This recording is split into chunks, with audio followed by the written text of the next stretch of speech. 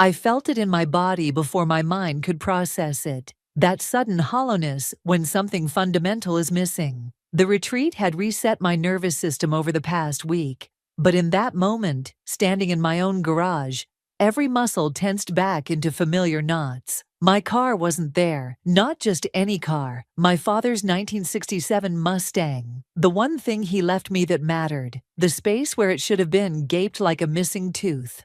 "Danielle," I called out, my voice bouncing off concrete walls. The house key felt cold between my fingers as reality slowly crystallized around me. I'd given Danielle my spare key to water my plants while I was gone. We'd been best friends for 8 years, the kind who finished each other's sentences and held each other's hair after too many tequila shots, the kind I trusted with everything. My suitcase wheels clacked against the concrete as I dragged it inside, the sound unnaturally loud in the stillness of my house.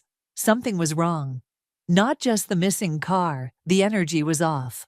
The air felt different. "Danny." My voice sounded smaller now. No answer, just the hum of the refrigerator and the ticking of the grandfather clock my mother had insisted I take when she downsized. I moved through the living room, noticing empty spaces on shelves where photos had been. My breath quickened as I headed for my bedroom, where the real shock waited. My closet door hung open, revealing bare hangers where my designer pieces had been. The jewelry box on my dresser lay open and empty. The diamond earrings from my first bonus, the vintage Cartier watch I'd splurged on after my promotion, all gone. My phone buzzed in my pocket. A text. "Sorry, Raquel, I needed a fresh start. You've always had everything so easy. Think of it as balancing the scales. Don't try to find me." My knees gave out, and I sank onto the edge of the bed.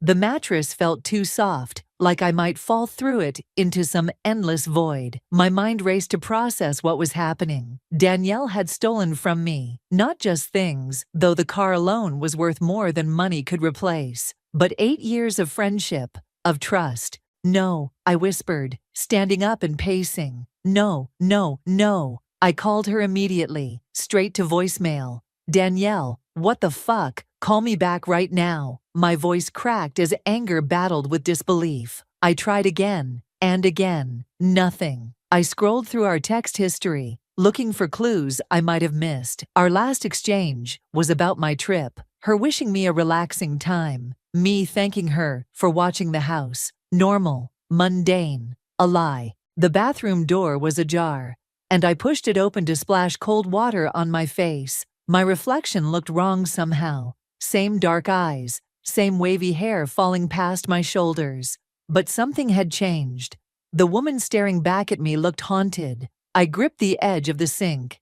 "Think, Raquel, think. Cameron." I needed to call Cameron. He was friends with both of us, had introduced us at a housewarming party years ago. Surely he'd know something. He answered on the third ring. "Hey, you're back. How was the—" "Danielle took my car," I cut in. "And my jewelry, and half my closet. Tell me you know where she is." The silence stretched for 3 beats too long. "Cameron." "Jesus, Raquel, are you serious? Would I joke about this? My father's car." "Cameron, she took my father's car." Another pause. "I haven't talked to her in a couple days, but—" He hesitated. "She mentioned something about moving, with some new guy. Freddie, I think." I assumed you knew. My free hand curled into a fist. "New guy. She's been single for months." "Not anymore." They seemed pretty serious when I ran into them last week. The floor seemed to tilt beneath me. "And you didn't think to mention this? I thought you knew. You two tell each other everything." I laughed, a sharp, bitter sound that surprised even me. "Apparently not." After hanging up, I sank to the bathroom floor, my back against the cool tile wall. The betrayal felt physical, like someone had reached inside my chest and squeezed. Dad's car, the only piece of him I had left. I closed my eyes and saw him teaching me to drive it when I was 16, his patient smile as I ground the gears. "Easy does it, Rack," he'd said. "Respect the machine, and it'll respect you back." My eyes snapped open. I pulled myself up and walked with purpose to my home office. The computer hummed to life, and I logged into my bank account. The balance was wrong. Way wrong. I scrolled through recent transactions, my stomach dropping with each swipe. Multiple transfers to an account I didn't recognize over the past week. Small enough to not trigger fraud alerts. Large enough to drain nearly $30,000. While I'd been meditating and journaling at a lakeside retreat, Danielle had been systematically dismantling my life. I grabbed my phone and took a picture of the transaction history, then opened my contacts. I scrolled past Danielle's name, my thumb hovering for a moment before continuing, and tapped on Eloise, my colleague, and the only person I trusted right now. "I need your help," I texted, "and possibly a lawyer." Then I looked back at my reflection, something hardening behind my eyes. "I'm coming for you, Danielle," I whispered, "and I'm taking back everything you stole." Eloise arrived within 30 minutes, still wearing her work clothes, crisp black pants, and a silk blouse that somehow hadn't wrinkled, despite the 12-hour day I knew she'd put in. She took one look at my face and pulled me into a hug. "I brought wine," she said, holding up a bottle of Cabernet, "and pizza's on the way." I led her to the kitchen, grateful for her practical approach to crisis. While I grabbed glasses, she surveyed the empty spaces where things used to be. "How much did she take?" Eloise asked, her voice carefully neutral. "30,000 from my accounts. The car, jewelry, clothes." I poured the wine with shaking hands. 8 years of friendship. Eloise took a long sip. "Have you called the police?" "Not yet." I stopped, realizing how stupid it sounded. Part of me keeps thinking there's an explanation, that she'll call and say it was all a misunderstanding. "Raquel." Eloise set her glass down. "This wasn't a misunderstanding. This was calculated." I knew she was right. The Danielle I thought I knew. The one who held my hand at Dad's funeral, who brought soup when I had the flu, wouldn't do this. But maybe that Danielle never existed. "We shared everything," I said quietly. I gave her the spare key to my house, access to my Netflix, my Hulu.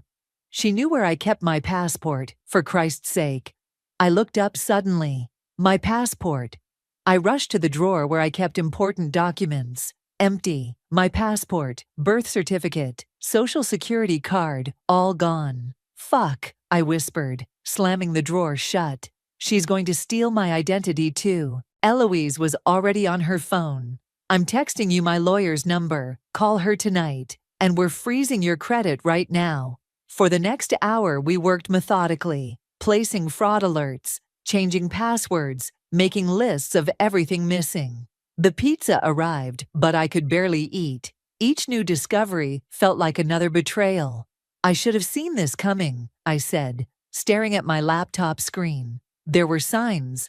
"Like what?" Eloise asked. I thought back to small moments that had nagged at me, but that I'd dismissed. She started asking weird questions about my finances a few months ago. How much I had in savings, whether I kept cash at home. "What did you tell her?" "Everything." I laughed bitterly. I even showed her my investment portfolio when she said she wanted to start investing herself. "And did she?" I frowned. "No, she always had an excuse. A bill came up, her hours got cut at work." Another memory surfaced. She borrowed $3,000 from me in April. Said she needed it for a deposit on a new apartment. "Did she pay you back?"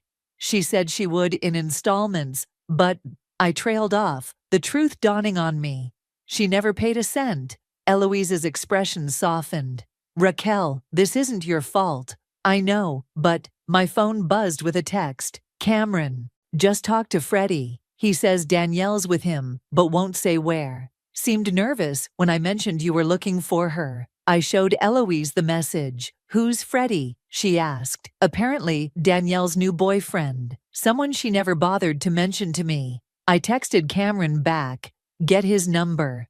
"You know what's weird?" I said, setting my phone down. 2 weeks ago, Danielle insisted I book that retreat. Said I looked stressed, that I needed to disconnect completely. Eloise's eyes narrowed. "So you'd be unreachable while she cleaned you out." My phone buzzed again. Cameron had sent Freddie's number. I saved it, then opened Instagram. Danielle's profile was gone. Facebook too. It was like she'd erased herself from the internet. She's been planning this for months, I realized, maybe longer. I scrolled through my photos, finding one from last Christmas. Danielle and me in matching pajamas, mugs of spiked hot chocolate in hand, laughing at some forgotten joke. Her smile looked so genuine. Had she been plotting even then? I trusted her with everything, I whispered. I told her things I've never told anyone. Eloise squeezed my hand. What are you going to do? I stared at the photo a moment longer, then deleted it. First, I'm calling the police, then your lawyer, and then… I took a deep breath. I'm going to find her. And then what? The question hung in the air. What would I do when I found Danielle? The hurt was curdling into something darker, something that scared me a little. I don't know yet, I admitted. After Eloise left, I sat alone in my half-empty house, scrolling through my phone. I found myself looking at photos of my dad's Mustang, the rich cherry red paint he'd lovingly maintained, the cream leather seats we'd reupholstered together the summer before he got sick. I'll get it back, Dad, I promised the empty room. My laptop pinged with an email notification. The subject line made my heart skip. Your recent purchase. It was a receipt from a high-end furniture store in Phoenix. $12,000 charge to my credit card that I thought I'd already frozen. The shipping address was unfamiliar. I grabbed my phone and dialed Freddie's number. It rang 4 times before a man answered. Hello. His voice was wary. Is Danielle there? I asked, keeping my voice steady. A pause. Who's asking? Tell her Raquel says enjoy the new furniture. I hung up before he could respond. I had an address now, and with it, the first real thread to pull. I couldn't sleep. The furniture receipt from Phoenix kept pulling me back to my laptop, where I'd spent hours researching the address. It was a luxury apartment complex, the kind with a rooftop pool and concierge service, the kind that required excellent credit and a substantial income, neither of which Danielle had. By 5 a.m., I'd made my decision. I showered, packed a small overnight bag, and booked a flight to Phoenix for that afternoon. The police had taken my report, but made it clear that disputes between friends weren't high priority. Eloise's lawyer had been more helpful, already filing paperwork to freeze my accounts and flag my stolen documents. But I needed to see Danielle's face when I confronted her. I was pouring coffee when my phone rang. Cameron. Hey, I answered, trying to sound casual. Any news? I talked to Freddie again, he said, his voice tight. He says Danielle's freaking out about your call. They know you have their address. My hand tightened around the mug. Good. Raquel. Cameron hesitated. I don't think you should go there. I set the coffee down. How did you know I was planning to go? Because I know you. His voice softened. Look, there's something I need to tell you. About Danielle. What? Another pause. Can we meet for breakfast? I don't want to do this over the phone. 40 minutes later, I slid into a booth across from Cameron at our usual diner. He looked terrible. Dark circles under his eyes, hair uncombed. He pushed a mug of coffee toward me. Talk, I said, ignoring the coffee. Cameron rubbed his face. I should have told you this years ago.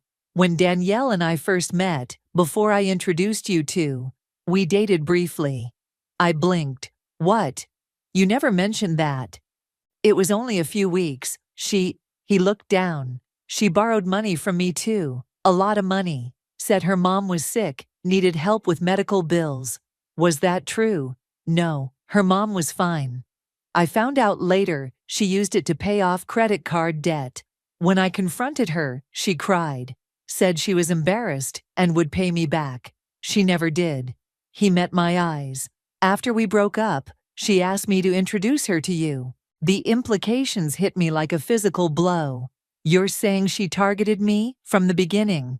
I don't know, maybe. Cameron looked miserable. At first, I thought she genuinely wanted to be friends with you. By the time I realized she might have ulterior motives, you two were so close. I didn't want to mess that up without proof. So you said nothing. My voice was ice. For 8 years. I'm sorry, Raquel. I really am. I stood up, unable to stay seated with the anger coursing through me. I have to go. Wait. Cameron grabbed my wrist. There's more. Freddie isn't just some random guy. He's got a record, fraud, identity theft. He's dangerous. I pulled my arm away. All the more reason for me to get my things back now, before they do more damage. At least let me come with you. No. I grabbed my bag. I don't know who I can trust anymore. Back home, I paced my living room. Cameron's revelations spinning in my head. Had our entire friendship been a long con? Every heart-to-heart conversation, every shared secret, had Danielle been cataloging my vulnerabilities all along? I opened my laptop and searched Freddie's name, plus fraud. Several articles popped up about a Frederick Rogers who'd been arrested 3 years ago for an elaborate identity theft scheme targeting wealthy women. The mugshot confirmed it was the same man I'd glimpsed in Cameron's Instagram photos. My phone buzzed with a text from an unknown number. "It's Freddie. We need to talk." My heart raced. About what? "Danielle doesn't know I'm texting you. Meet me at Riverside Park at noon. Come alone." I stared at the message. It was obviously a trap. Or was it? If Freddie was willing to turn on Danielle, maybe I could use that. "Why should I trust you?" I texted back. "Because I have your father's car keys, and I know where the car is." I called Eloise immediately. "He's playing you," she said, after I explained. "Don't go alone." "I won't," I promised. "But I need to see what he wants." "I'll come with you. I'll stay back, but close enough to help, if needed." At 11:45, I spotted Freddie sitting on a bench near the duck pond. He was younger than I expected, maybe late 20s, with the kind of carefully disheveled good looks that photographed well. I texted Eloise, who confirmed she was positioned nearby. I approached slowly, hyper-aware of every person in the park. Freddie looked up, his expression unreadable. "Raquel," he said, standing. "Thanks for coming." "Where are my car keys?" I demanded. He glanced around nervously. "I don't have them with me. But I know where Danielle keeps them." "Why would you help me?" "Because she's using me too." His voice had an edge of desperation. "She told me you were rich, that you wouldn't miss the money. But now the cops are involved, and I can't go back to prison. So what do you want?" "A deal. I help you get your stuff back. You tell the cops I wasn't involved."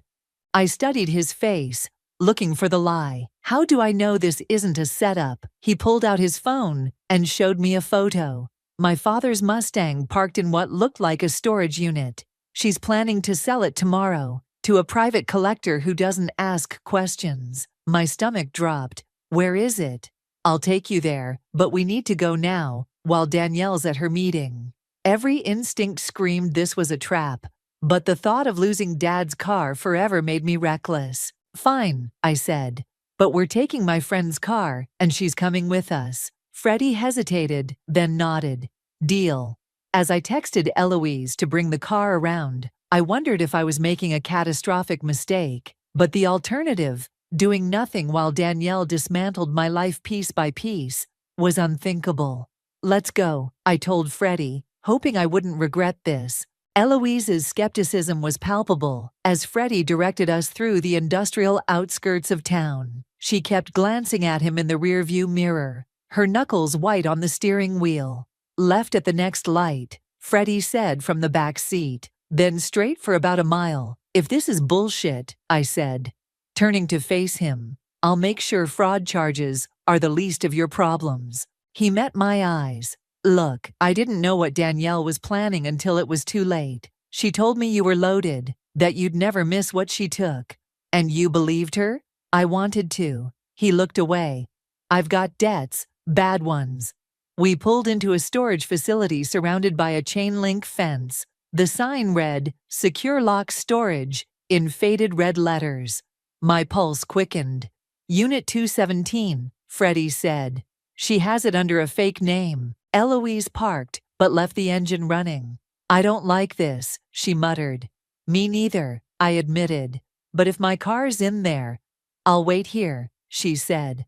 "Any sign of trouble, I'm calling 911. Freddie led me through a side gate, using a key code to get us in. The facility was eerily quiet. Rows of identical metal doors stretching in every direction. We stopped in front of Unit 217. "It's in here," he said, "but I don't have the key to the actual unit." I stared at the padlock. "Then why are we here?" "Because I know where she hides the key." He knelt down and felt along the bottom edge of the door, then produced a small magnetic box. Inside was a single key. My heart pounded as he unlocked the unit. The metal door rolled up with a screech, revealing a dim interior. And there it was, my father's Mustang, its cherry red paint dulled by dust, but unmistakable. "Oh my God," I whispered, moving toward it. "Wait," Freddie said, grabbing my arm. "There's something else you should know." I pulled away from him. "What?" "Danielle's not working alone. She has a partner, someone who's been helping her plan this for months." A chill ran through me. "Who?" Before he could answer, headlights swept across the open unit. A car had pulled up behind us. "Shit," Freddie hissed. "That's her." I froze, watching as Danielle stepped out of a sleek black Audi I'd never seen before. She looked different, hair shorter, dyed platinum blonde. Designer sunglasses hid her eyes despite the late afternoon shadows. "Well," she said, walking toward us, "this is awkward." Freddie moved slightly in front of me. "Danny, I can explain." "Save it." Her voice was cold. She pushed her sunglasses up to reveal eyes I barely recognized. Hard, calculating. "I knew you'd crack eventually. You always do." "You set me up," he realized aloud. She smiled thinly. "Had to flush out the rat somehow." Her gaze shifted to me. "Hello, Raquel. Enjoying the reunion with Daddy's precious car?" The casual cruelty in her voice stunned me. This wasn't the woman who'd held me when I cried, who'd celebrated every promotion with champagne and silly cards. This was a stranger wearing my best friend's face. "Why?" I managed to ask. 8 years, Danielle. 8 years of friendship. Was it all a lie? Something flickered across her face. Regret, maybe, or just annoyance at being confronted. "Not all of it. But you made it so easy, Raquel. Always so trusting, so generous, so oblivious." "To what?" "To how unfair it all is." Her voice hardened. "You with your perfect job, your family money, your charmed life. You never had to struggle for anything." I almost laughed. "You think my life has been easy. My father died when I was 23. I worked 60-hour weeks to get where I am. Nothing was handed to me." "Please," she rolled her eyes. "Your dad left you that car. Mine left me with 50,000 in debt and a mother who drank herself to death, trying to cope. But you wouldn't know anything about real problems, would you?" Before I could respond, Eloise appeared behind Danielle, phone in hand. "The police are on their way," she announced. "I've already sent them photos of the car and storage unit." Danielle's composure slipped for a moment. She glanced at Freddie, who shrugged helplessly. "You think this changes anything?" she asked me. "It's your word against mine. I'll say you loaned me the car, gave me the jewelry as gifts. Who's going to believe otherwise?"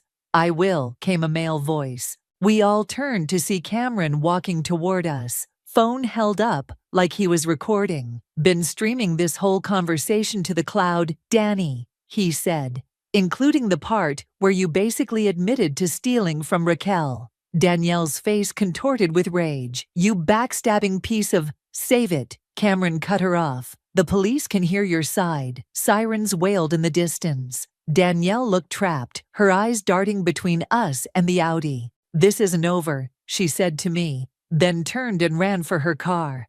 "Let her go," Eloise said, grabbing my arm as I instinctively moved to follow. "The police will find her."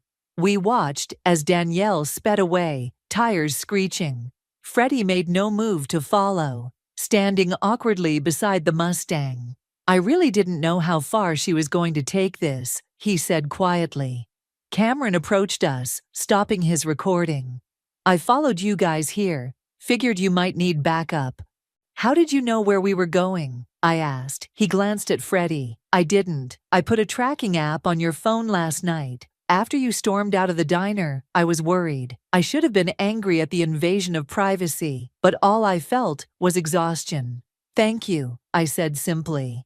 As the police cars pulled up, I walked to my father's car and ran my hand along its hood. The metal felt cool under my palm, solid and real. I'd found one piece of what was stolen from me, but the bigger theft, my trust, my sense of security, felt irreparable. We'll get everything back, Eloise said, coming to stand beside me. I nodded, but we both knew some things couldn't be recovered. As the police officers approached, I steeled myself for the questions to come, and the harder realization that the Danielle I thought I knew had never really existed at all. The police questioned us for hours. I answered mechanically, recounting every detail, while a detective nodded and took notes. Yes, we'd been friends for 8 years. No, there had been no falling out. Yes, I had documentation of the stolen funds. No, I hadn't given her permission to take anything. By the time they released us, my father's Mustang had been officially logged as recovered evidence. I couldn't take it home yet. We'll call when you can pick it up, the officer said, handing me a case number. Shouldn't be more than a few days. Outside the police station, exhaustion hit me like a physical weight. Cameron offered to drive me home, but I hesitated, still processing his admission about tracking my phone. I can take an Uber, I said. Raquel, he looked hurt. I was trying to protect you. By invading my privacy, after keeping secrets about Danielle for years. The words came out sharper than intended. Eloise stepped between us. Let me take you home. We're all tired and saying things we might regret. The ride home was silent. Eloise didn't push conversation, just squeezed my hand once before I got out of her car. Call me tomorrow, she said. Anytime. Inside my half-empty house, I poured a glass of wine and sank onto the couch. My phone buzzed with a text from an unknown number. You'll never get everything back. Some things are already gone forever. Danielle. My hand shook as I showed the message to the police, who added it to their report but warned me they might not be able to trace it if she was using a burner phone. Sleep came in restless bursts. I dreamed of Danielle laughing as she drove away in my father's car, the sound morphing into my father's laugh. Then back again. I woke at dawn, gritty-eyed and hollow. The financial damage was extensive. Over coffee, I made lists of what was still missing. Jewelry, clothes, cash, documents. The bank had frozen my accounts, but not before Danielle had transferred out thousands. My credit cards were canceled, but the furniture charge was still pending. The police had put out an APB for Danielle, but with her new look and the fake ID Freddie admitted helping her obtain, she could be anywhere. My phone rang. Cameron again. I let it go to voicemail. He'd left 3 messages already, each more apologetic than the last. Instead, I called the number Eloise's lawyer had given me. I need to know my options, I told her. Not just legally, but practically. How do I find someone who doesn't want to be found? That's not my area of expertise, she replied carefully. But I know someone who might help. A private investigator, former FBI. Give me the number. The PI, a woman named Margot, agreed to meet me for lunch. She was older than I expected, maybe late 50s, with sharp eyes that seemed to catalog everything about me in our first handshake. Tell me about your friend, she said after we ordered. Ex-friend, I corrected. And there's not much to tell. I thought I knew her, but clearly I didn't. Everyone leaves traces, Margot said. Digital footprints, patterns, habits they can't break. Tell me what you do know. Start with her family. I frowned. She said her father left them with debt. Her mother had drinking problems, died a few years ago. Siblings? None that she mentioned. Friends besides you. I thought about it. Not close ones. She was always saying people were too much work, that I was the only one who got her. Margot nodded. Classic isolation technique. What about work?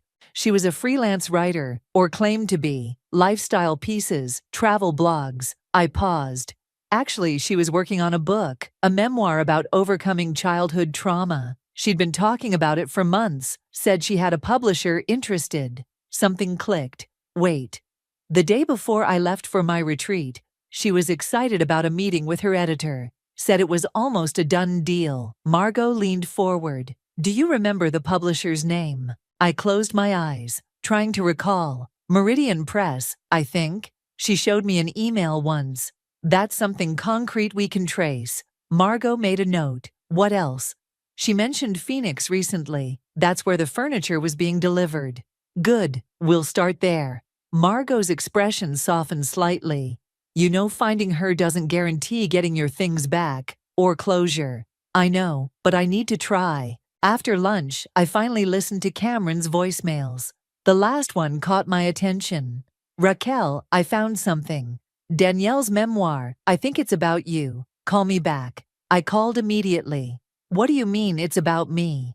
I contacted Meridian Press, pretending to be interested in her book. They sent me a sample chapter. His voice was tight. It's your life story, Raquel. Your father's death, your career struggles, all of it. But she's written it as if it happened to her. The room seemed to tilt. That's impossible. She wouldn't. She did. I'm sending you the file now. My phone pinged with an email. I opened it with shaking hands and began to read.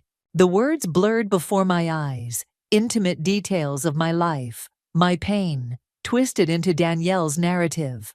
My father's battle with cancer, described in excruciating detail I'd shared with her during late-night conversations. My panic attacks after his death, which I'd trusted her to keep private, all presented as her experiences, her trauma. She's stolen my life, I whispered. There's more, Cameron said.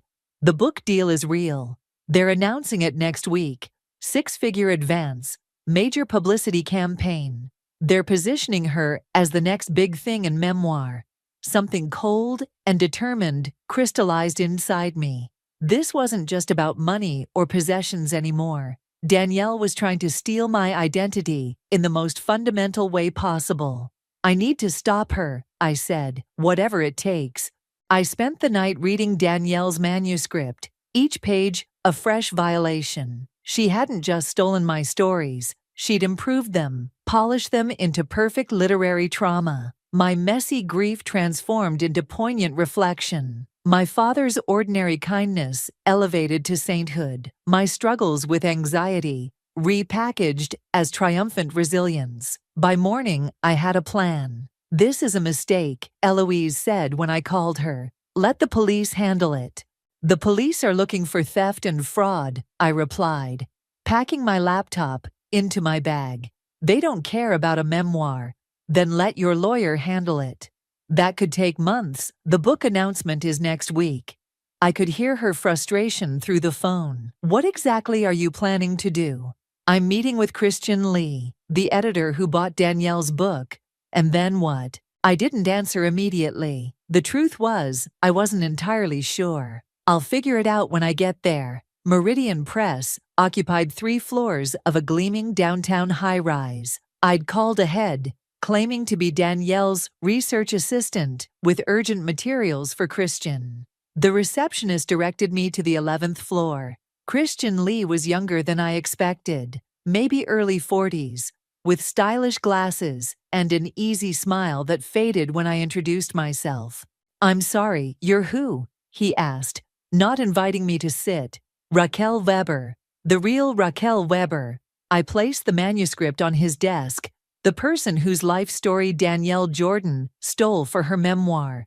His expression shifted from confusion to wariness. That's a serious accusation.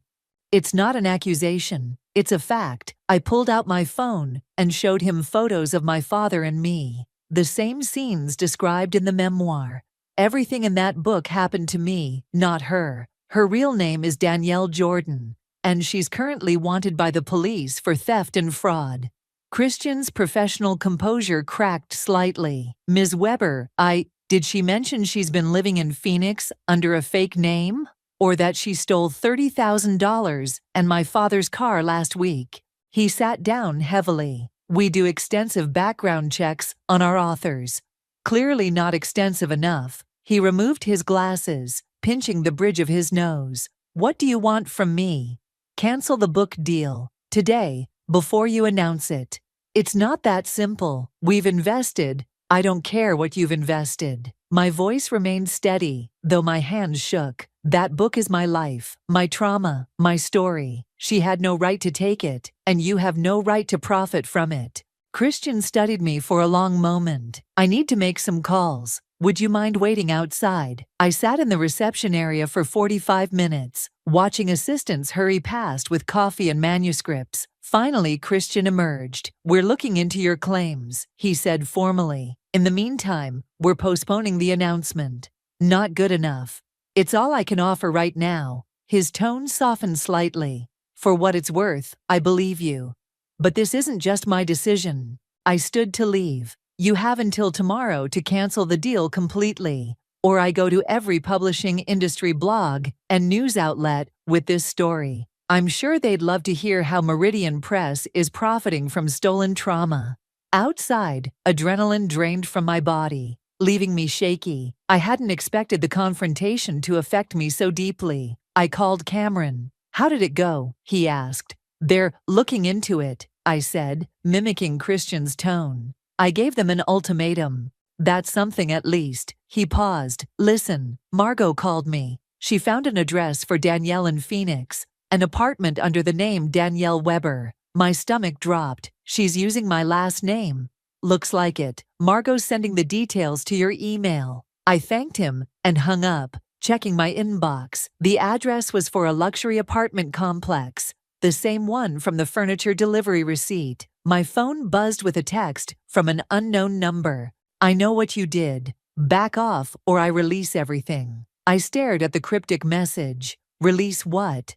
I showed it to Margot when she called to follow up. "It's a bluff," she said confidently. "Classic intimidation tactic." "But what if it's not? What if she has something on me? Do you have secrets worth hiding?" I thought about it. My life was an open book, literally, now that Danielle had written it all down. Nothing that would matter. Then ignore it. Focus on the next step. The next step. I booked a flight to Phoenix for the following morning, ignoring the voice in my head that said this was crossing a line. Danielle had obliterated all lines between us. That evening, Christian called. "We've canceled the contract," he said without preamble. "The legal department agreed the situation is problematic." Relief flooded through me. "Thank you." "Don't thank me yet. Danielle's threatening to take the book elsewhere. Says she has proof the story is hers." "What proof?" "Journals, apparently. Going back years, and—" He hesitated. "She claims you're the one stealing from her, that you've been obsessed with her life and trying to take it over." I laughed bitterly. "That's ridiculous."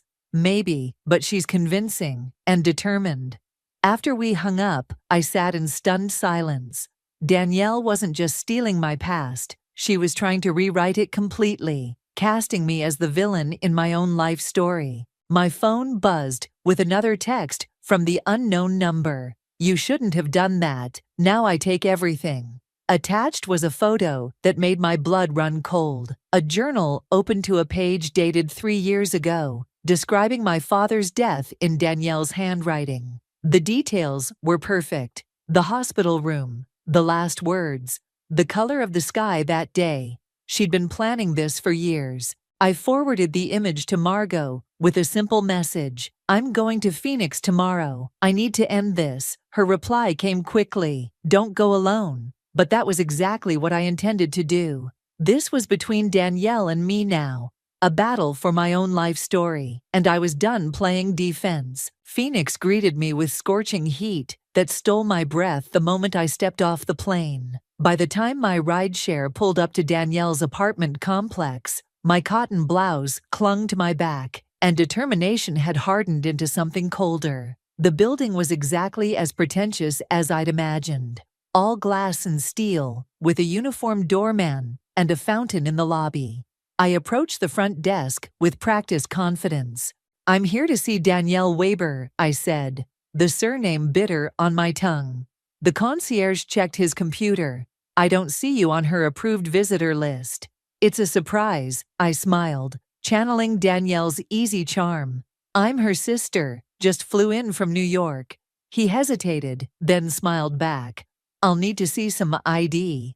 I handed over my driver's license, heart pounding. His eyes flicked between my face and the name. "Weber, right. Apartment 1107. I'll let her know you're coming up."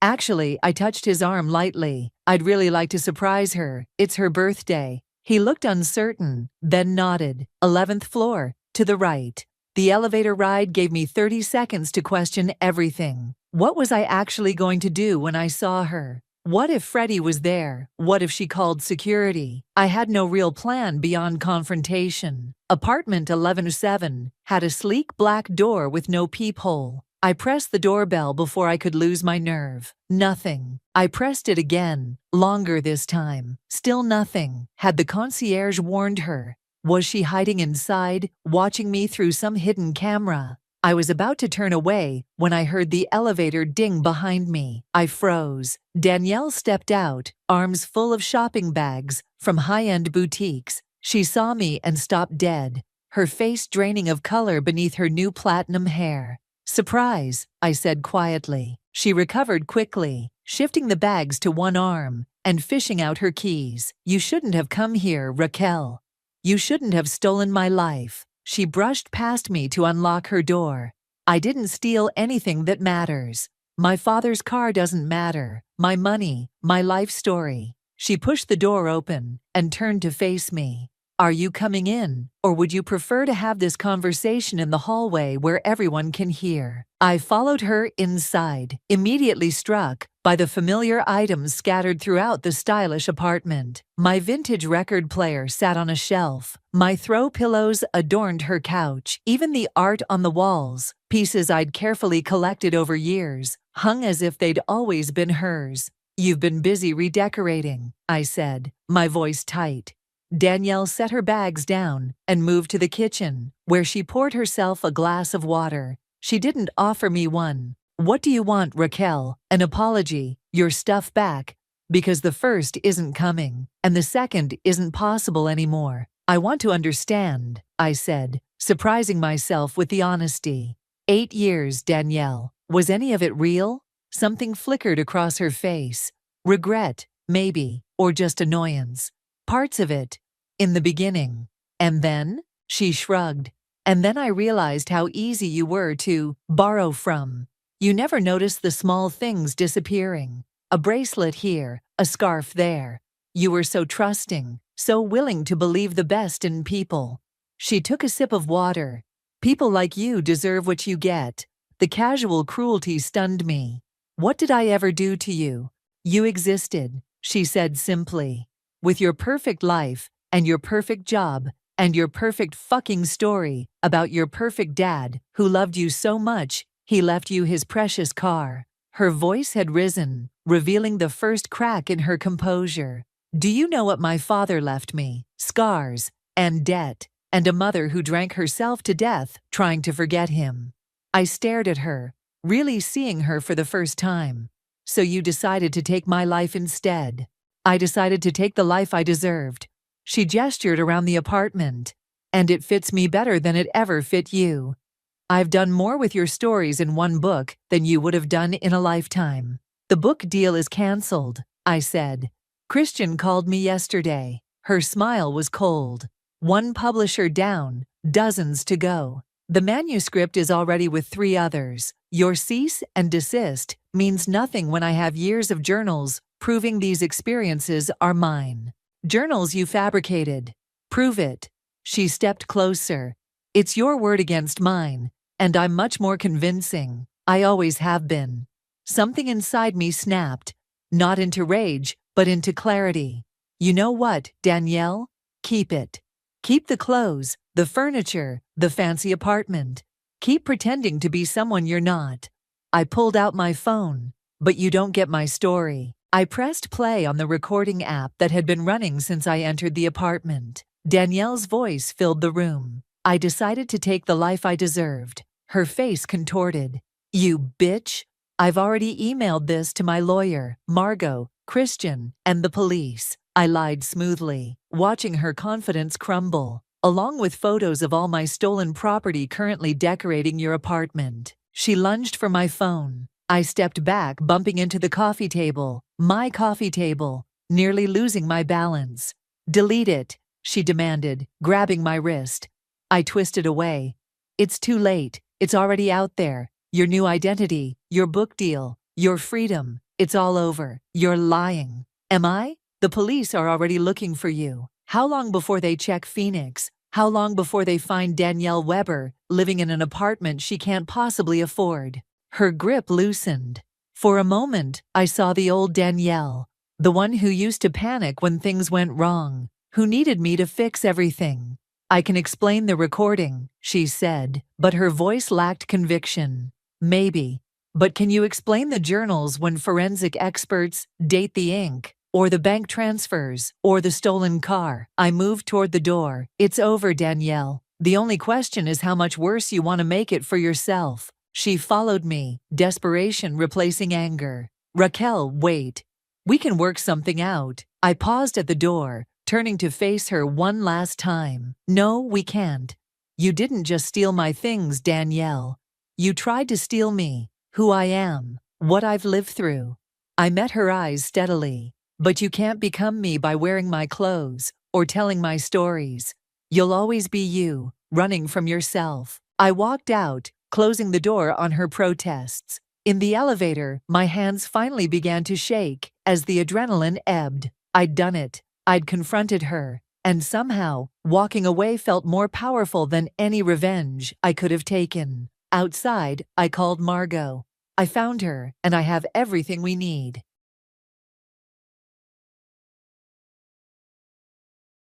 My name is Camila, and at 29, I've successfully balanced life as a devoted mother to my energetic 7-year-old son and as an integral part of the company my parents established from the ground up.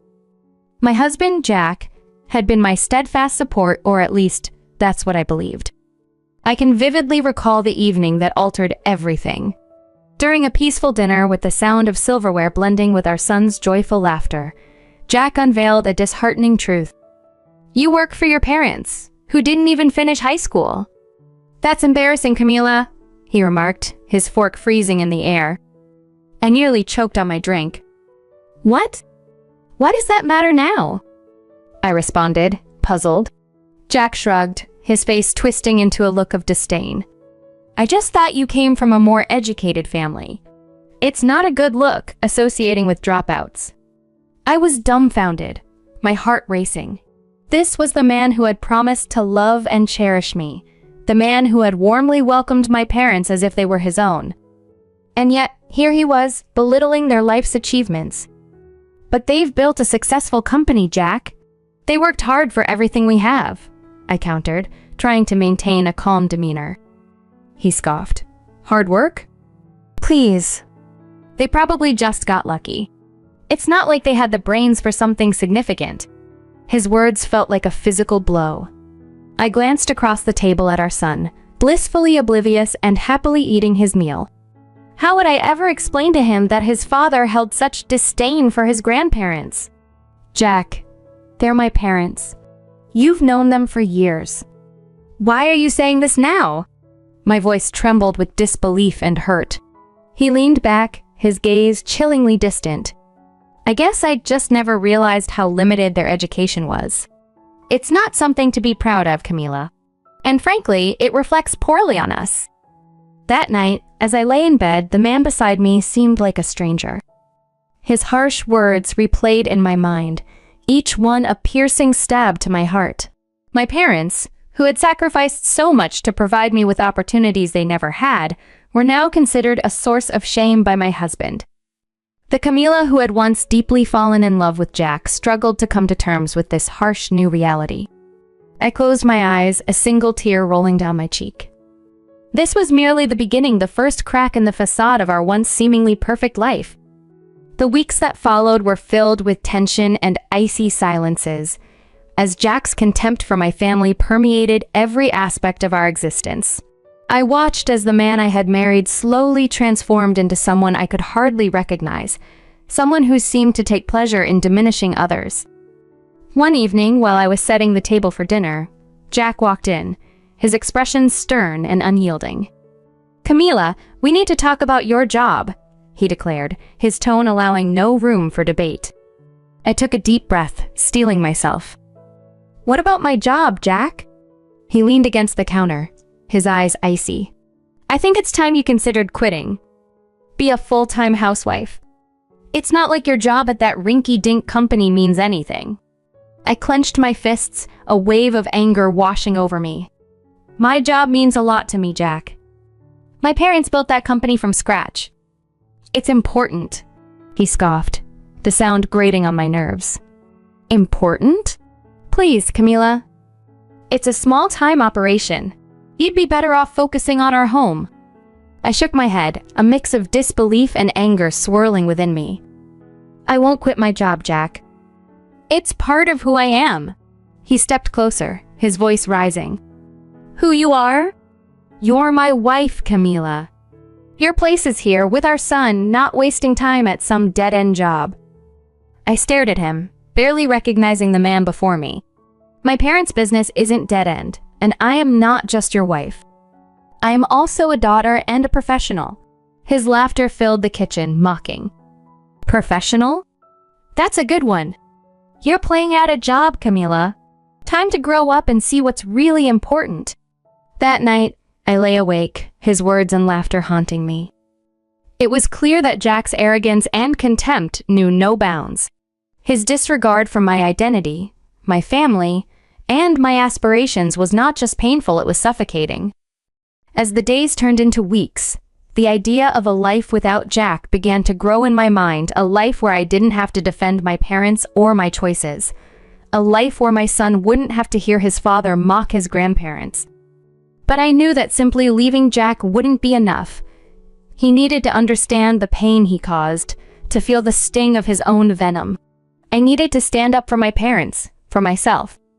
The storm was rising, and I was ready to face it head-on. Jack's promotion at work brought a new wave of arrogance that was unbearable. He strutted around the house like a peacock, his ego inflated to the point of bursting. One Saturday morning, as I was preparing breakfast, he sauntered into the kitchen with a smirk. "Guess?" As Jack proudly announced his latest promotion, a shadow of smug satisfaction spread across his face. "This means we're moving up in the world, Camila," he boasted, a self-assured grin widening as he poured himself a coffee. "With this raise, you really don't need to work anymore. You can finally quit that silly job of yours." I felt my grip tighten around the spoon in my hand, which clattered against the pan. We had tread this ground many times before. "We've been over this, Jack." "I'm not quitting my job," I stated firmly. He leaned back against the counter, his eyes narrowing. "You're still on about that? Camila, be reasonable. You won't have to lift a finger. I can provide everything." The condescension in his voice stung sharply. "It's not about the money, Jack. I work because I love my job. It's part of who I am." He scoffed dismissively, shaking his head. "Love your job? That's just sentimental nonsense. You need to start thinking about what's best for our family." I turned off the stove, my hands trembling with restrained anger. "And what if I think working is what's best for me? For our family?" His gaze hardened. "You're being selfish, Camila. You're not seeing the big picture. It's time you started acting like a proper wife and mother." The accusation hit me like a tidal wave. This argument wasn't just about my job. It was about control, about Jack trying to dictate how I should live my life. I met his challenging stare, my voice steady despite the storm brewing within. "And what if I don't want the life you're offering?" His expression darkened. "Is that a threat, Camila?" "No," I replied, my gaze unwavering. "It's a promise. I won't let you, or anyone else, dictate my life." The air crackled between us, charged with unspoken threats and shattered illusions. In that moment, I realized there was no turning back. The man I had married was long gone, replaced by a stranger I shared a house with, but not a life. As he left the room, the silence was deafening. Yet within me, a plan began to form, a plan to reclaim my life, to show Jack that he couldn't trample over me. The seeds of defiance were sown, watered by every condescending word and dismissive gesture. It was time for Jack to learn that underestimating me was his biggest mistake. Over the following weeks, our home felt like a tense chessboard, with Jack's arrogance reaching new heights. Meanwhile, I was busy laying the groundwork for what was to come. Then, one day, an unexpected meeting at work turned everything on its head. My father, with a grave expression, introduced me to Mr. Kenneth, a project director from a collaborating firm. "Camila, we have a serious issue," my father began, his voice laden with concern. "It's about a project your husband is leading." My heart sank. "What about it?" I inquired. Mr. Kenneth cleared his throat, his face grim. "I hate to be the bearer of bad news, but Jack has been manipulating the project for his gain." A chill ran down my spine. "What do you mean?" "He's been diverting resources to another firm, and there are rumors of him being involved with someone from that company," Mr. Kenneth explained hesitantly. The room spun around me. An affair? The word tasted bitter in my mouth. While confirmation was still pending, the implications were clear and devastating. As my father interjected, his face etched with deep lines of worry. "But the evidence we have against him is quite damning," he added solemnly. Sitting there, I felt numb. The man I had married, the father of my child, was not only jeopardizing my family's business, but was possibly entangled in an affair. A cauldron of rage, betrayal, and hurt bubbled furiously inside me. "What do you plan to do?" I asked, my voice eerily calm despite the storm brewing within. "We need to gather more evidence," Mr. Kenneth replied. "But we must be discreet. If Jack realizes we're onto him, he might try to cover his tracks." I nodded, a plan slowly taking shape in my mind. "I'll help. He won't suspect me." Over the next few days, I played the role of the dutiful wife while secretly collaborating with Mr. Kenneth and my father. Each document I uncovered, each covert conversation I overheard, added another piece to the puzzle of Jack's deceit. But this was no longer just about a jeopardized project. I needed to uncover the full extent of Jack's betrayal. Driven by a steely resolve, I hired a private investigator. If Jack was capable of betraying our business, what more was he capable of? The day the investigator handed me the envelope was surreal. Inside were photos and messages that confirmed my worst fears. Jack was indeed having an affair. Tears of anger and hurt blurred my vision as I examined the evidence. But amidst the emotional tumult, I found clarity. Jack had underestimated me for the last time. It was time for his house of cards to come tumbling down. Armed with the truth, my determination to expose Jack intensified. I met with Mr. Kenneth and my father, our meeting imbued with a sense of urgency. "We have enough to go public with his misconduct," Mr. Kenneth declared, his voice grim. "But we need to be strategic about this." I nodded, my mind racing with possibilities. "We can't just expose his professional misconduct. We need to reveal his personal betrayal as well. It has to be a complete takedown." My father looked at me, his eyes a mix of pride and concern. "Camila, are you sure you want to do this?" "It's going to get ugly." I clenched my jaw, feeling a surge of resolve. He made it personal when he betrayed our family. "I'm ready." Over the next few days, we meticulously planned our course of action. Mr. Kenneth gathered the necessary evidence from the project while I compiled the proof of Jack's affair. The plan was to confront him at his company, where he could not escape the consequences of his actions. The day of reckoning came swiftly. Jack left for work, unaware that his world was about to unravel. About to crumble. I arrived at his office with Mr. Kenneth and my father, our expressions a mask of firm resolve. We confronted him in the conference room, where the evidence of his actions was displayed like a damning mosaic. Jack's face lost all color as he grasped the extent of what we knew. "What is this? Some kind of joke?" he blustered, attempting to regain his composure. "No joke, Jack," I said, my voice unwavering. "We know everything: the sabotage of the project, the affair, all of it." He scoffed, trying to dismiss the claims. "You have no proof." Mr. Kenneth stepped forward, presenting the documents and photos. We have all the proof we need. Your career is over, Jack. Desperation crept into his expression as his eyes darted around the room. You can't do this to me. I've worked too hard to get here. Looking at him, I felt no remnants of the affection I once harbored. You should have thought of that before you betrayed us all. The meeting concluded with Jack being escorted out of the building, his career in ruins. As he passed me, our eyes met his, filled with a mix of shock, anger, and defeat. I didn't flinch. This was the price of his betrayal, a price he had to pay. As I left the building, the burden of the past weeks began to lift. Jack was out of my life, both professionally and personally. It was time to rebuild, to focus on my son and my work, but most importantly, it was time to heal.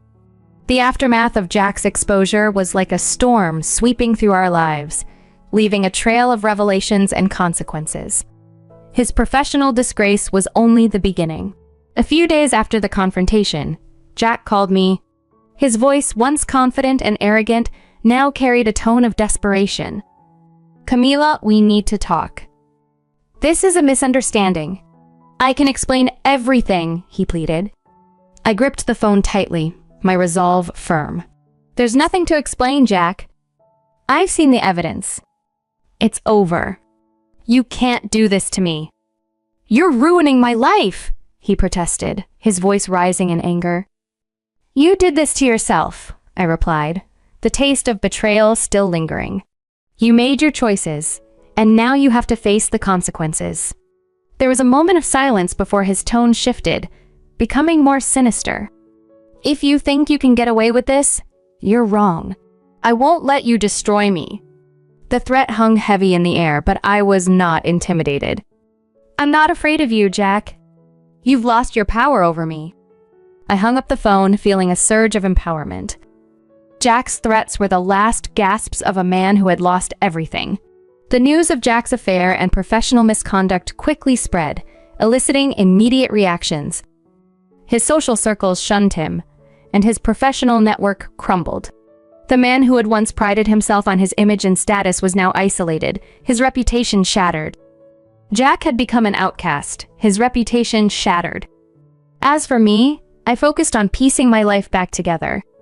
The divorce proceedings were relatively straightforward as Jack had little defense.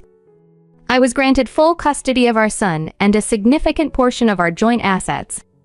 However, it wasn't the financial settlement that brought me satisfaction. It was the realization that Jack's downfall was entirely of his own making. He had underestimated me, thinking he could control and belittle me without facing any consequences. Ultimately, it was his own arrogance that led to his undoing. He had sown the seeds of his destruction, and I had merely helped them to grow. As I closed this painful chapter of my life, I looked forward to a new beginning, a future where I could step out from under Jack's shadow, be myself, and provide a better life for my son. Jack's fall from grace was a stark reminder of the price of betrayal and arrogance. The finalization of the divorce brought a mix of relief and reflection. The house, once filled with tension and discord, now resonated with quiet peace. My son and I adjusted to our new life, where laughter began to replace the echoes of past arguments. One afternoon, while sorting through old photographs, my son looked up at me with curious eyes. Mom, why don't we see Daddy anymore? I paused, choosing my words carefully. Sometimes people change, honey, and sometimes it's better to be apart than together. He nodded, seemingly satisfied with the answer, and turned his attention back to the photos. In his simple acceptance, I found a strength I hadn't realized I possessed. The business thrived as I invested more of myself into it, my parents' legacy becoming a testament to resilience and hard work. The community rallied around us, their support a stark contrast to the isolation Jack now faced. Rumors reached me occasionally about Jack's struggles. His career had stalled, his social circles had evaporated, and the woman he had an affair with had left him. It seemed that the life he had chosen was crumbling around him. I felt a sense of poetic justice in his downfall, but it didn't bring me joy. Instead, it served as a reminder of the cost of deceit and selfishness. My journey hadn't been easy, but it had taught me invaluable lessons. the importance of standing up for myself, the strength found in vulnerability, and the power of letting go. As I watched my son grow up so quickly, I knew that the most important lesson I could teach him was respect for others, for himself, and for the choices people make in life. Jack had become a distant memory, a chapter closed and left behind. My focus was now on the future, on building a life filled with purpose and joy. In the end, the greatest revenge was not in witnessing Jack's destruction, but in my own reconstruction. Rising from the ashes of our broken marriage, I found a version of myself that was stronger, wiser, and more compassionate. I had emerged from the storm not unscathed, but undefeated, and in that triumph, I found my peace.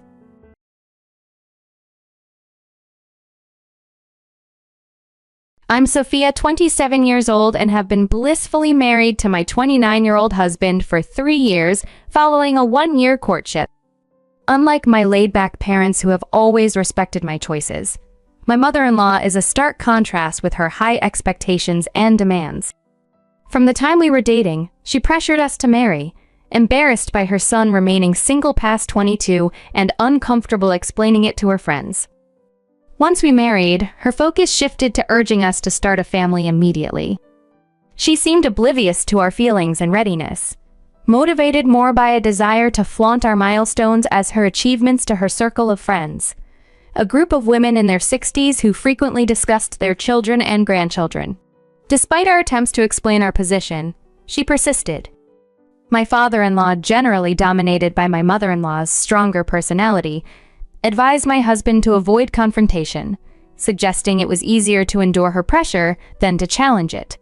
This advice, while well-intentioned, placed us in a difficult position, forcing us to balance respect for his family dynamics with our personal boundaries. The ongoing pressure continued to build over 4 years until I reached my breaking point 3 weeks ago during a family dinner. While I was busy in the kitchen, she started promoting an herbal tea reputed to boost fertility. Overwhelmed, I retorted sharply that perhaps she should consider having another baby herself if she was so invested in the idea. This comment finally silenced her, and despite the tension, I felt a sense of relief. The situation escalated when my husband recently received a job promotion that required us to move. My mother-in-law, perhaps feeling her control wane, threatened to disinherit us from the will if we continued to defy her wishes by not having children and moving away. Despite the harshness of her words, we saw the move as a necessary step for our growth and well-being, choosing to prioritize our future over the oppressive demands and threats. Our decision has inevitably created a rift, but it has also reaffirmed our commitment to living our lives on our terms, valuing our happiness and mental health above external approval or inherited wealth. After my outspoken comment, there was a noticeable shift in our interactions with my mother-in-law. Thankfully, she stopped bringing up the topics of babies and pregnancy for the next few meetings, which was a relief for both my husband and me.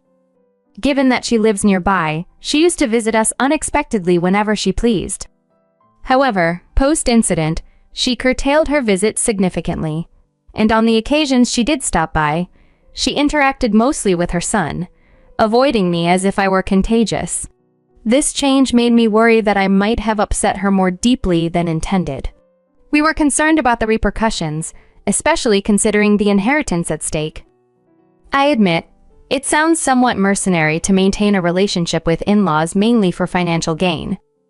They're quite wealthy, and my husband and I can't deny that inheriting their assets would make our lives much easier. This pragmatic, albeit self-centered reasoning has been a major factor in why we've tolerated my mother-in-law's overbearing nature for so long.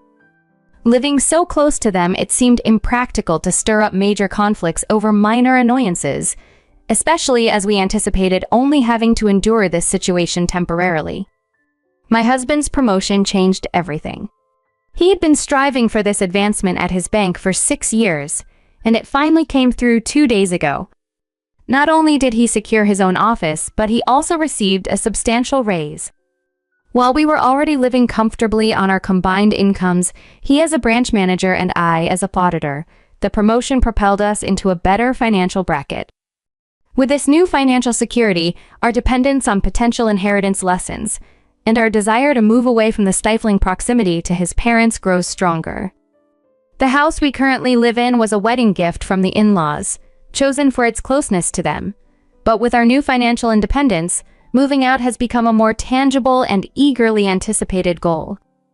We are both keen on gaining more independence and escaping the constant scrutiny of my nosy mother-in-law. This promotion not only represents a professional success for my husband, but also marks the beginning of a new chapter for us, one where we can finally prioritize our own needs and freedom. My husband has been incredibly dedicated to his career, often working late into the night, and I supported him by managing our household alongside my own job. This teamwork has finally paid off, and one of the things we were most excited about was the opportunity to move out and gain some distance from his overbearing mother. While he loves his parents, he agrees that his mother's interference can be overwhelming, which is partly why we felt relieved when she reduced her visits after I had a moment of candor with her. We decided to host a farewell dinner for his parents, marking a new chapter before we began our house hunt, a task I was particularly excited about due to my profession in real estate. It was a bit premature, but we were eager to share our plans and celebrate the occasion. Tonight, we invited them over, but right from her arrival, my mother-in-law was noticeably cold and distant, hardly interacting with me at all. Throughout dinner, only my father-in-law engaged in conversation, while she remained sullen and disengaged. When it was time to share our news, my mother-in-law preempted us with her own announcement. We let her speak first, curious about what she had to say. To our shock, she declared that she had removed my husband from her will and planned to convince his father to do the same unless we provided her with a grandchild within the year. She didn't care how, whether through adoption or surrogacy, she just demanded a grandchild. She labeled us a disgrace and an embarrassment for intentionally depriving her of the joy of becoming a grandmother. This ultimatum was so absurd and unexpected that we were left speechless. Even my father-in-law was taken aback, clearly not consulted about this drastic decision. The atmosphere was charged with tension, and it became evident that any further discussions or celebrations were pointless. The evening ended on an incredibly sour note, leaving us to reconsider our relationship and the conditions under which we wanted to interact with his family moving forward. After today's emotional upheaval, my husband managed to regain his composure following the shocking news his mother revealed. Initially, he looked deeply distressed, recoiling even from her attempt to embrace him, before firmly expressing his long-held frustrations. These weren't just spur-of-the-moment feelings. They were the culmination of a lifetime of grievances that seemed almost unbearable for him. For me, witnessing this was painful. Having been part of this family dynamic for 3 years, I've seen snippets of the strain, but nothing compared to the decades my husband endured. When the confrontation reached its peak, my husband, typically reserved, was moved to tears. It was a rare and heart-wrenching sight. In an effort to de-escalate the situation, I asked my in-laws to leave, speaking calmly to ensure they would listen. My mother-in-law, visibly shaken, wanted to stay and resolve the issue, but I insisted it wasn't the right time. They eventually left, with my father-in-law offering a belated apology that felt insufficient and overdue. Once they were gone, I spent the next hour comforting my husband as he was utterly distraught. It was clear that his relationship with his parents was not just strained, it was crumbling. The responsibility to mend things lies with them, yet it seems improbable they will make amends. They've had their entire lives to offer the support and kindness a child deserves, yet they chose differently. Now, as my husband finds success, I feel they shouldn't share in our happiness. Today's events also solidified my role as his protector, particularly from his mother, who has consistently placed immense pressure on him and never acknowledged his worth. When she called later, wanting to speak with him, I asserted that she had forfeited that right. Despite her protests, I stood firm and ended the call to ensure no further disturbances would disrupt his rest. This decision, though tough, was necessary to safeguard my husband's peace of mind. After the confrontation, I decided not to engage in a pointless argument with her. However, she didn't let the matter rest and began sending me a series of texts. She blamed me for the tensions between her and her son, accusing me of being the root of their problems. She criticized me for initially hesitating to marry her son, pointing out that I was already beyond the typical age for marriage. Now, she was upset because I wasn't ready to have a baby. She claimed I was only interested in money and that I had turned her son into someone materialistic. According to her, his recent job promotion was more important to him than starting a family. Her words left me feeling terrible. I wondered if perhaps there was some truth to her accusations of materialism. My husband and I do value our financial independence, but we've also always prioritized our relationships. We've never depended on his parents financially. Our staying with them was out of a sense of duty and responsibility, not for monetary gain. It seemed unjust for her to place all the blame on me. It was too late to discuss this with any of my friends, and I worried they might be biased anyway. I also didn't want to disturb my husband with this as he was already asleep. I was restless, troubled by the thought that maybe I was the cause of the rift, yet deep down, I knew I wasn't someone who would intentionally harm others' relationships for my benefit. Earlier, when she had insulted us by saying we were a disgrace and even threatened to disinherit us because we didn't have children, I had stood up to her firmly. Now, reflecting on everything, I appreciated the support from those who had responded to my previous messages. It's been almost 2 days since that distressing dinner, and we're still not speaking to my in-laws. They tried to reach out, but my husband has decided he's done with them for good. We discussed the whole situation the following morning. I showed him the texts from his mother that painted me as the villain, influencing her son towards a more materialistic lifestyle. He reassured me that wasn't true. He even confessed that his connection with his parents had been superficial, motivated more by the inheritance than by affection. He admitted that if it weren't for the inheritance, he might have already distanced himself from them, as they had never provided the emotional support he needed. Their only gesture, it seemed, was to leave him their wealth eventually. This candid conversation with my husband reassured me that I hadn't mishandled the situation, and it helped to ease my mind about where we stood as a couple and with his family. He told me frankly that he didn't mind sounding materialistic at this point, because he had endured so much throughout his childhood and even as an adult while trying to cope with his parents' behavior. Now, he had the job and salary he desired, and he was confident that we would be fine without any inheritance. Moreover, his mother had already removed him from her will, which left little hope for reconciling their relationship. We both agreed that distancing ourselves from them was the right decision. Despite this, his mother attempted to reach out. She even appeared at our house last night, but we chose not to engage with her. It seemed pointless to try to mend things, especially since my husband had no desire to speak with her. He expressed to me his fatigue from the constant pressure and nagging, and his wish to simply enjoy our current life. Meanwhile, his mother continued to send me messages, blaming me for the rift and urging me to persuade him to reconnect with her.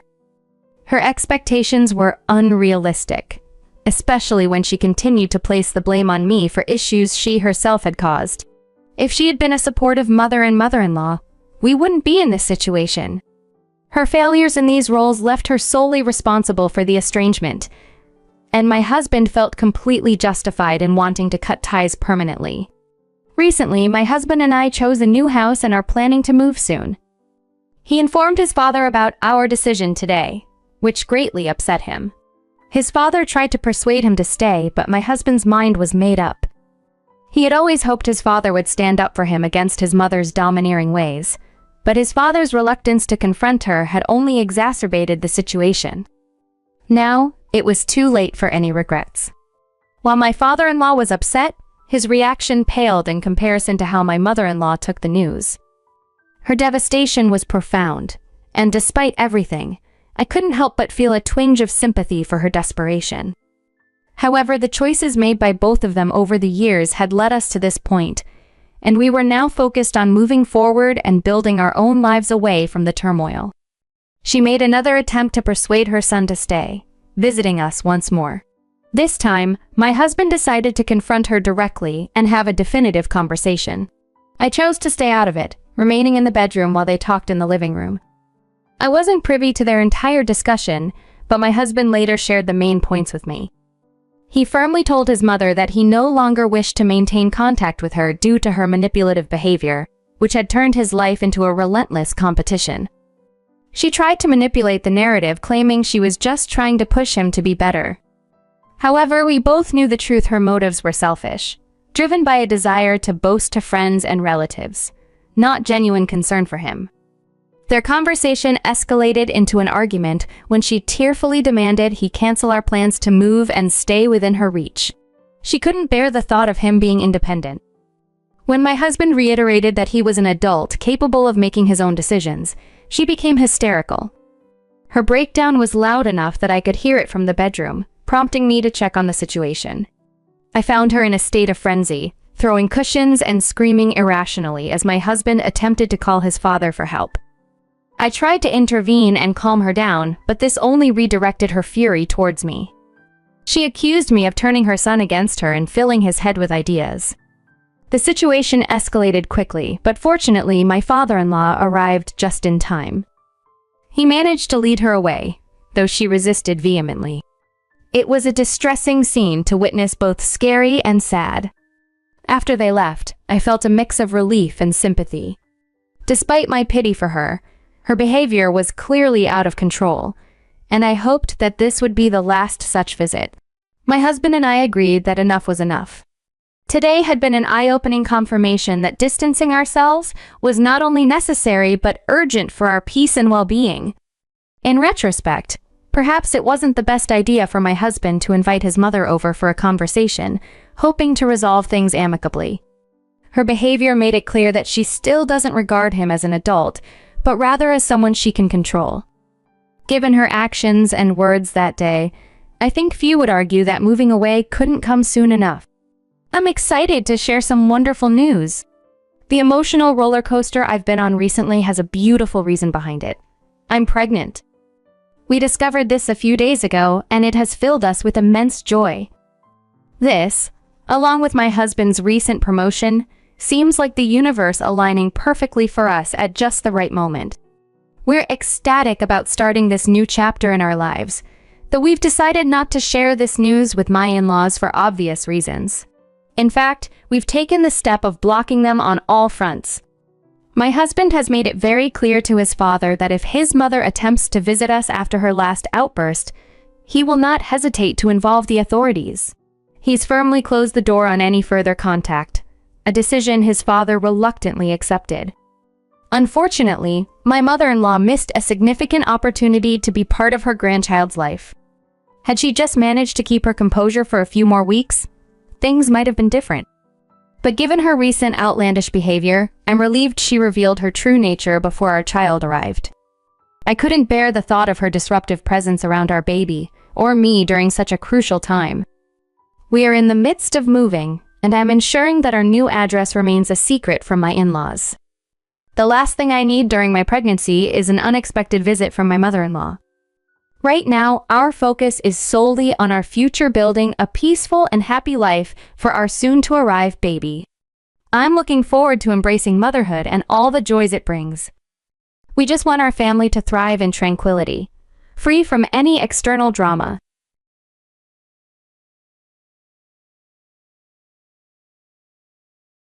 At 31, life was cruising along smoothly for me.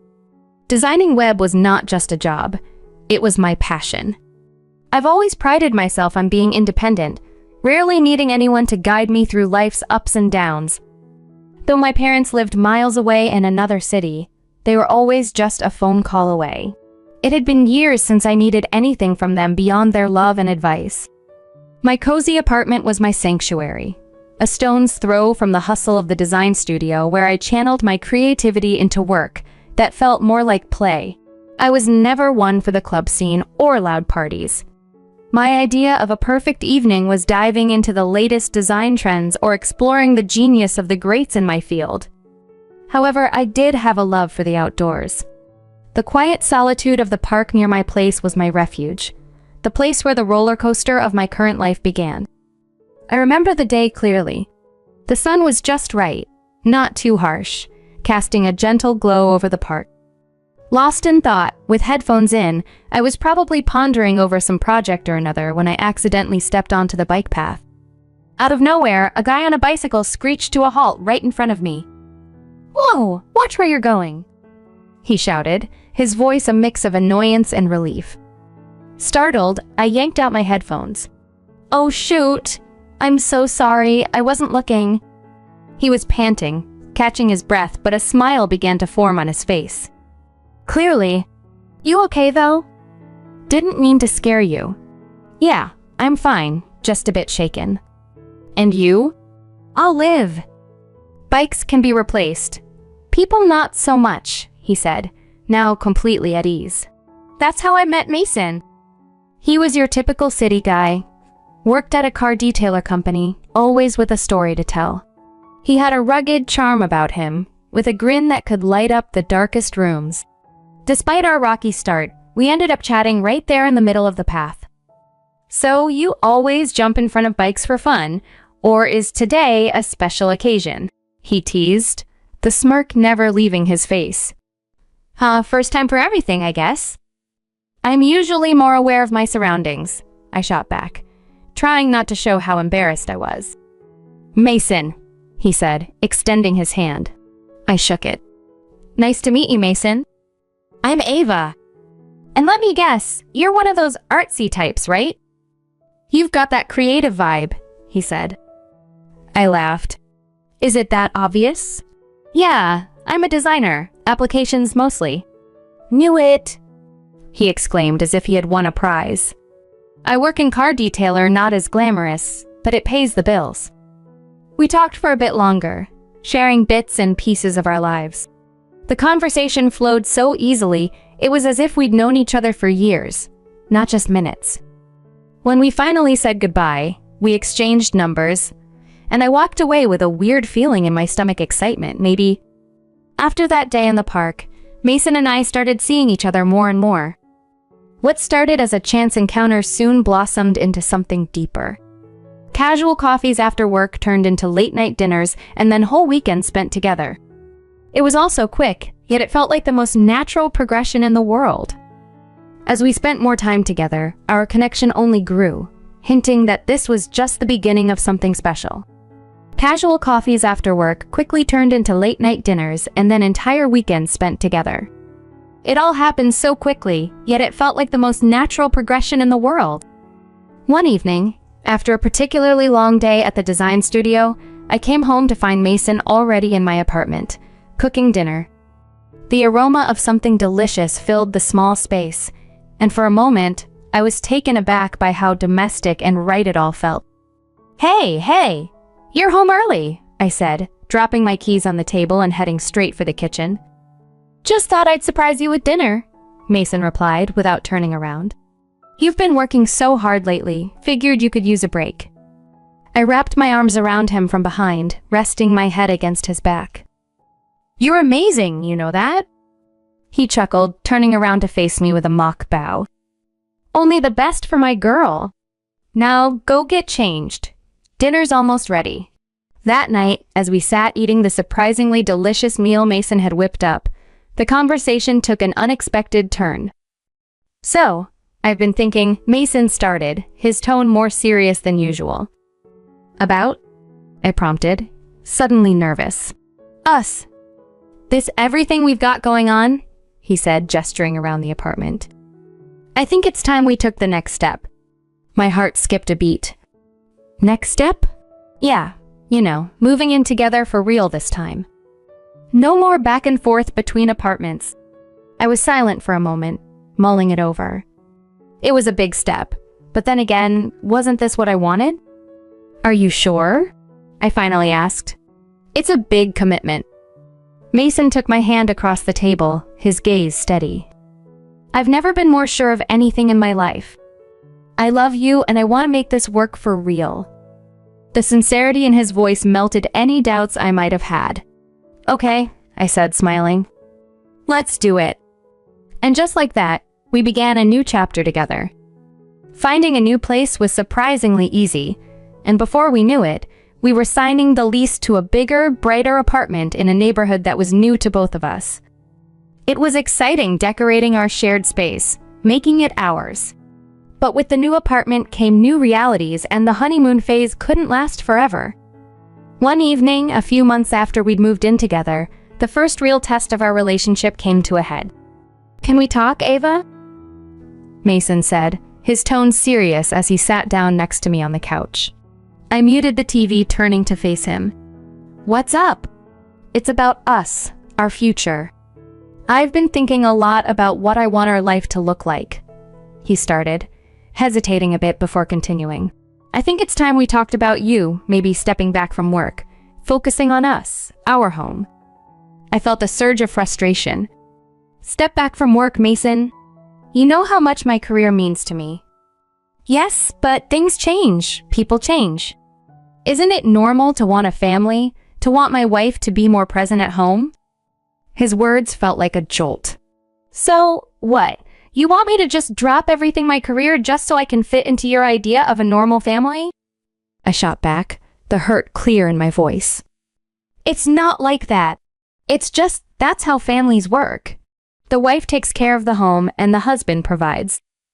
"It's normal," Mason said, his voice rising slightly.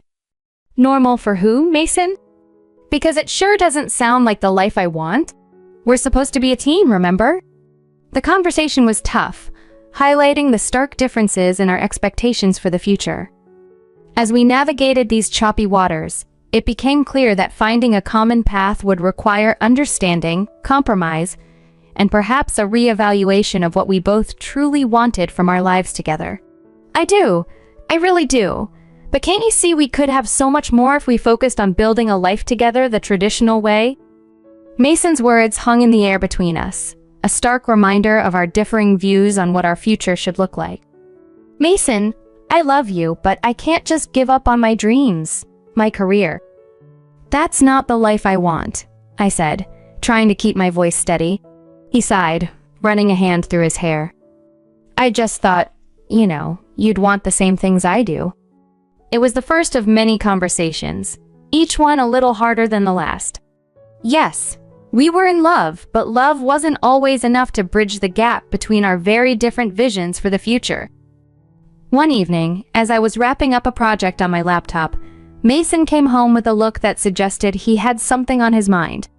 He dropped his keys on the table with a clatter that seemed louder in the quiet of our apartment. "So, babe, we need to talk," he began, his tone more serious than I'd heard in a while. I closed my laptop, sensing this wasn't going to be a simple conversation. "What's up?" "It's about us, about how we're living. I've been thinking maybe it's time we start thinking about the future, about kids." Mason said, avoiding my eyes. "Kids?" "Mason, you know my job is super important to me right now. We've talked about this. Why bring it up again out of nowhere?" I replied, trying to keep the frustration out of my voice. "Because things change, people change. Isn't it normal to want a family, to want my wife to be more present at home?" His words felt like a slap. "So, what?" I shot back, the hurt clear in my voice. "It's not like that. It's just, that's how families work. The wife takes care of the home and the husband provides." "It's normal," Mason said, his voice rising slightly. "Normal for who, Mason? Because it sure doesn't sound like the life I want. We're supposed to be a team, remember?" But it wasn't just Mason. His mom, Mrs. Madison, living just too conveniently close, turned our home into her personal project. Her visits became more frequent, each one leaving me feeling smaller and more incompetent in my own home. One afternoon, she came over unannounced, as had become her habit. I was in the middle of work, and the sight of her made my stomach twist. "Hello, dear. I just thought I'd drop by, to see how you're managing," she said, tone suggesting that she doubted I was managing at all. I took a deep breath, my frustration building. "I'm managing just fine, Mrs. Madison. But thank you for checking in." As she poked around, making passive-aggressive comments about the state of the apartment, I realized how much these visits affected my peace of mind.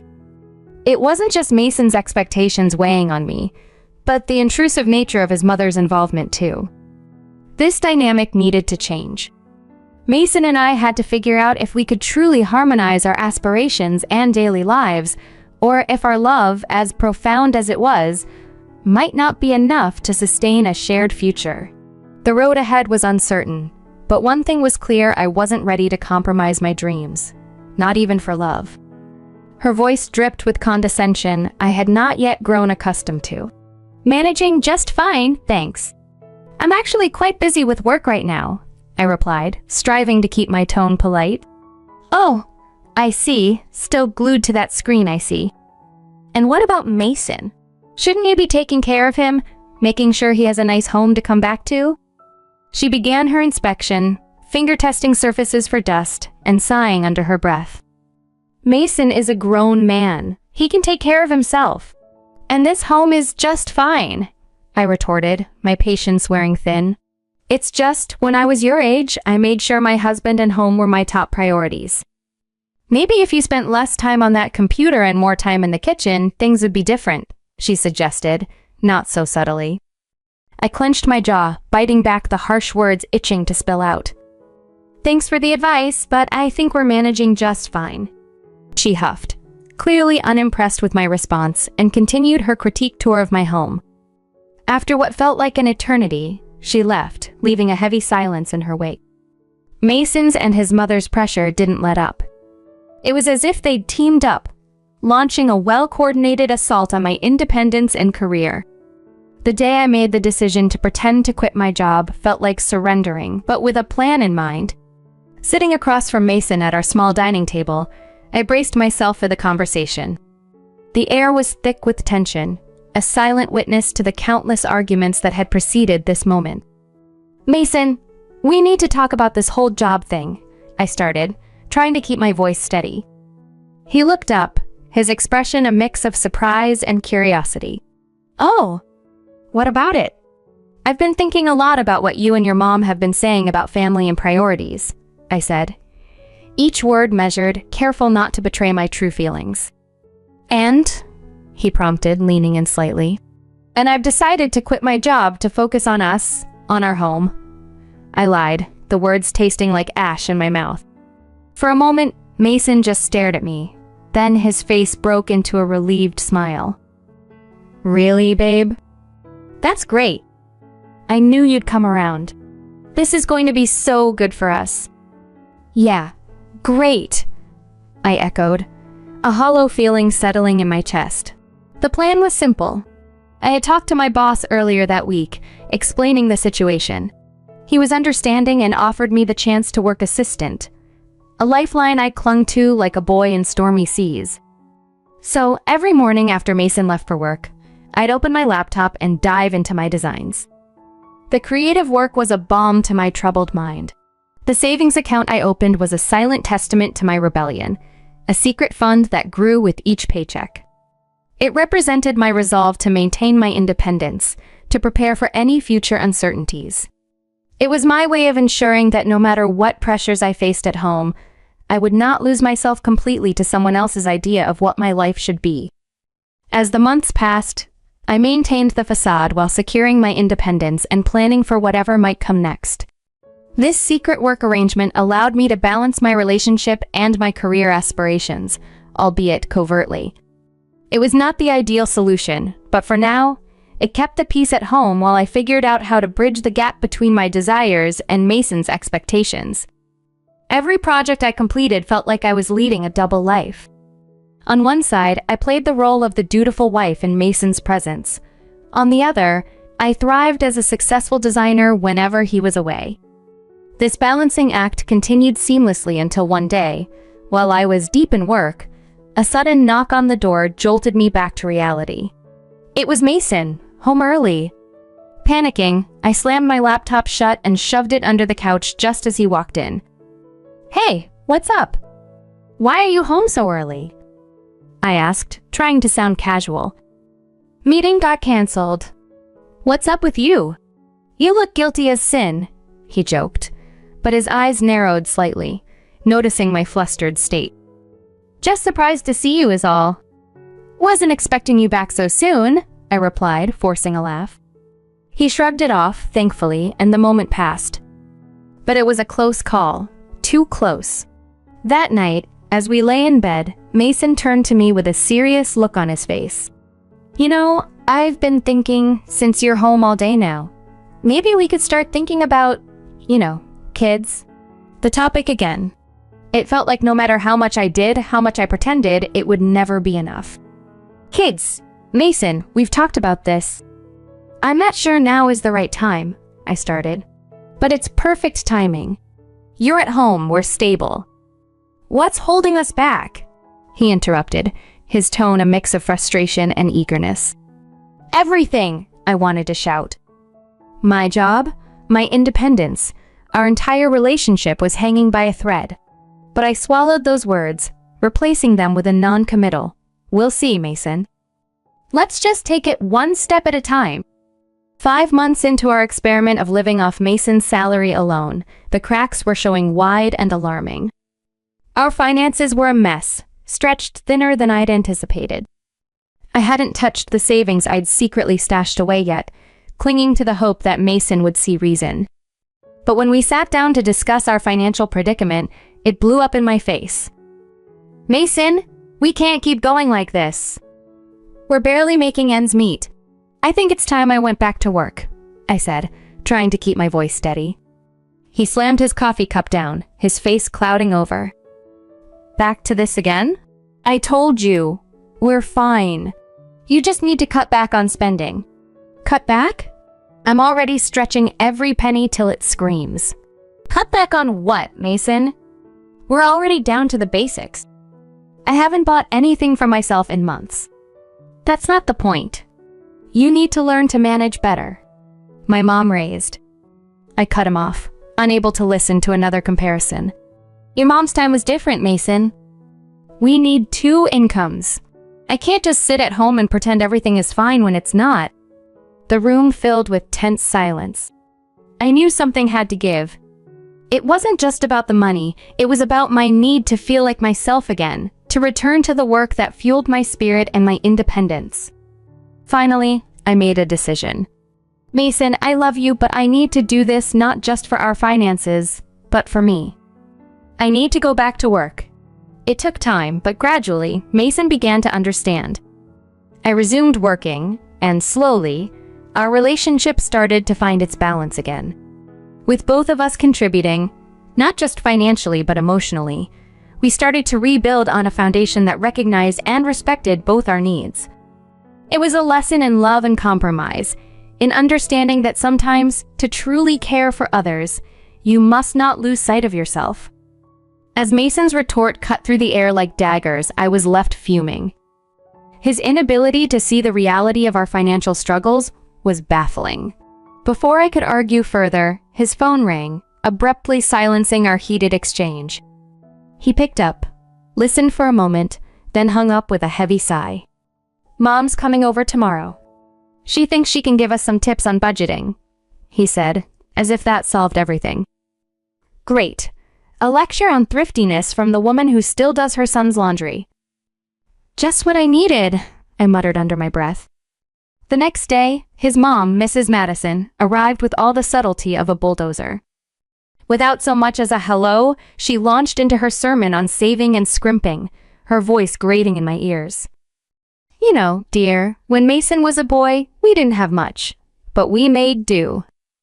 Maybe you need to reconsider your priorities, she began, her tone patronizing. I bristled. I appreciate your concern, Mrs. Madison, but I assure you I'm very careful with our expenses, I replied, waving a hand dismissively. It's all about sacrifices. Maybe less dining out, more home cooking. Every little bit helps, she continued. Dining out? We haven't seen the inside of a restaurant in months, I countered, her assumptions both baseless and insulting. I'm quite capable of running our household without resorting to extreme measures. Perhaps what we actually need is additional income.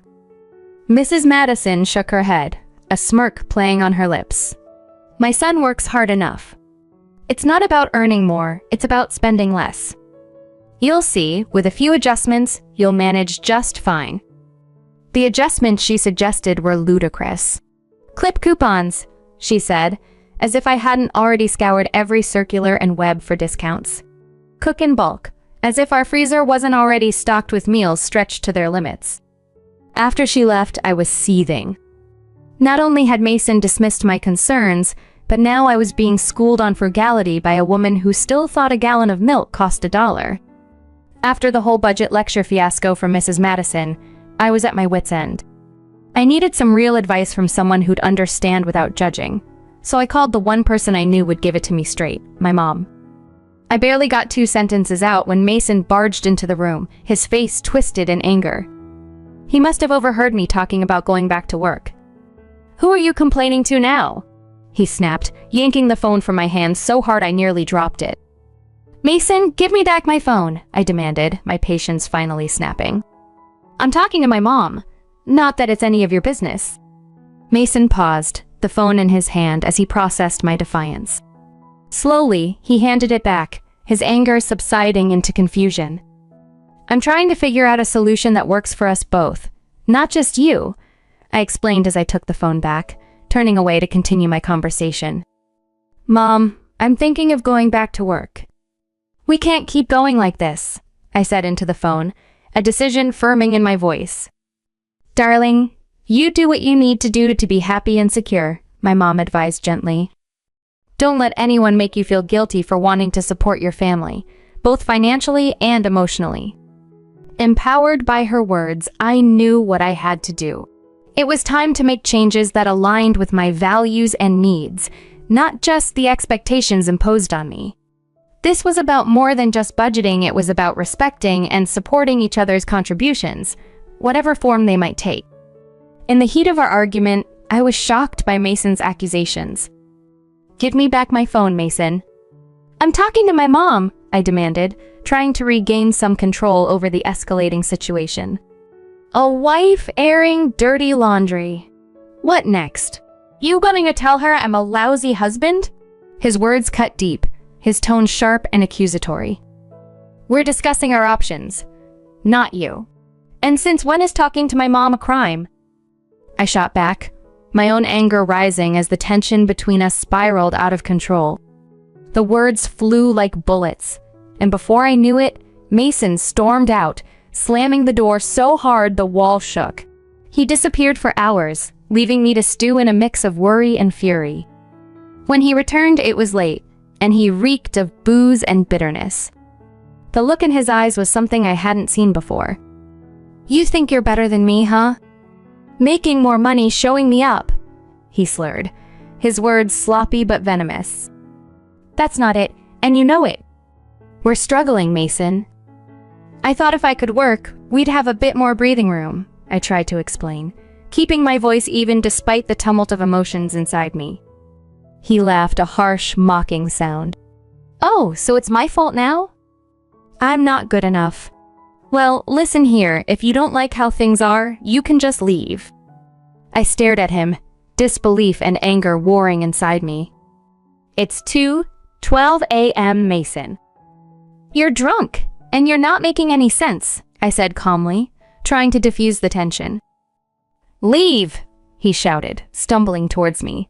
With no other choice, I grabbed the essentials, my phone and wallet. When I reached for my purse, he snatched it away. "Where do you think you're going with that?" "That's my money in there," he accused, his words slapping me with their force. I had contributed to that money, saved from my secret work, but arguing felt pointless. I called a taxi and left, the cold night air sobering. Checking into a nearby hotel, I realized this was a turning point. There was no going back from here. The marriage I thought I had, the life I was trying to build with Mason, had crumbled away. But I had my strength, my skills, and a little bit of savings to start anew. It was a cold comfort, but it was something. Walking into the lawyer's office the next day, I felt a mix of anxiety and resolve. The weight of my decision pressed down on me, but the need for freedom propelled me forward. The lawyer, a stern-faced man with a surprisingly gentle voice, listened intently as I laid out my situation. He didn't waste any time pulling out document after document, explaining each step with patience. "You're making a brave choice," he said, handing me a pen. "Sign here, here, and here.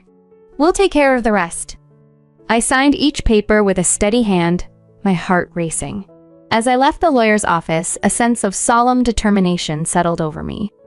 I was ready to face whatever came next, armed with a newfound resolve to rebuild my life on my own terms, free from the shadows of the past.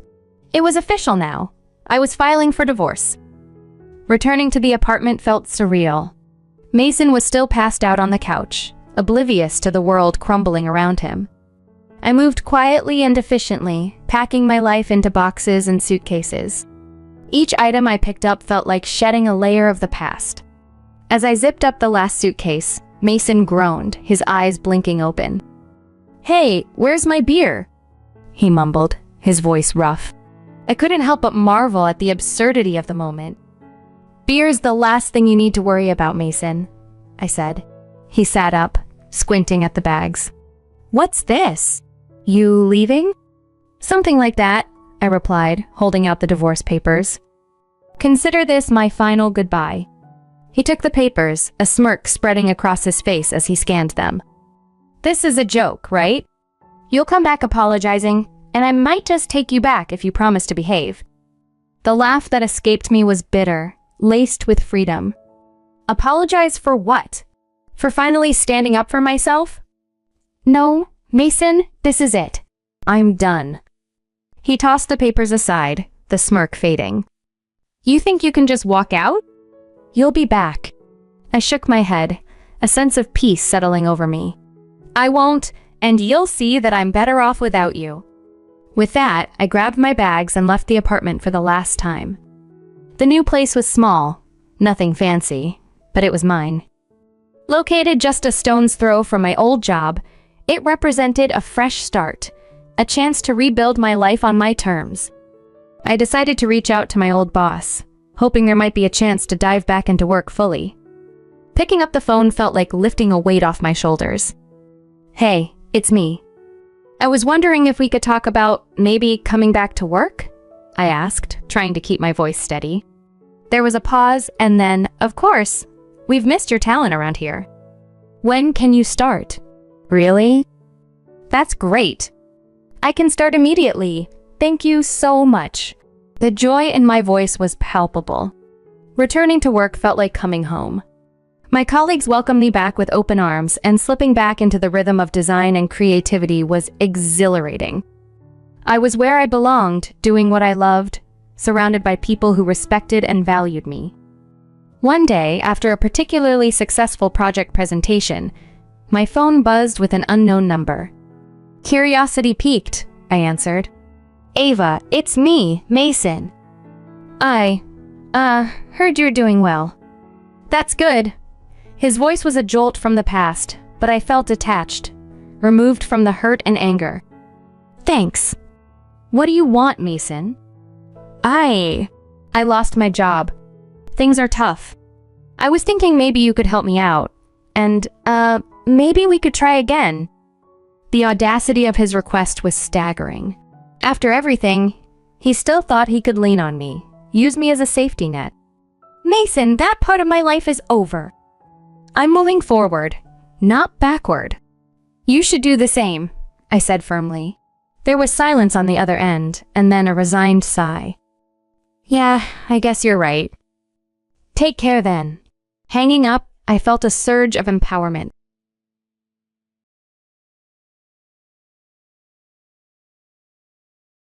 I recently moved out, and during a phone call, my mother-in-law cheerfully told me, "It must be tough without a home, but hang in there." I could only muster a disinterested hum in response. She added, "Enjoy life in your new place."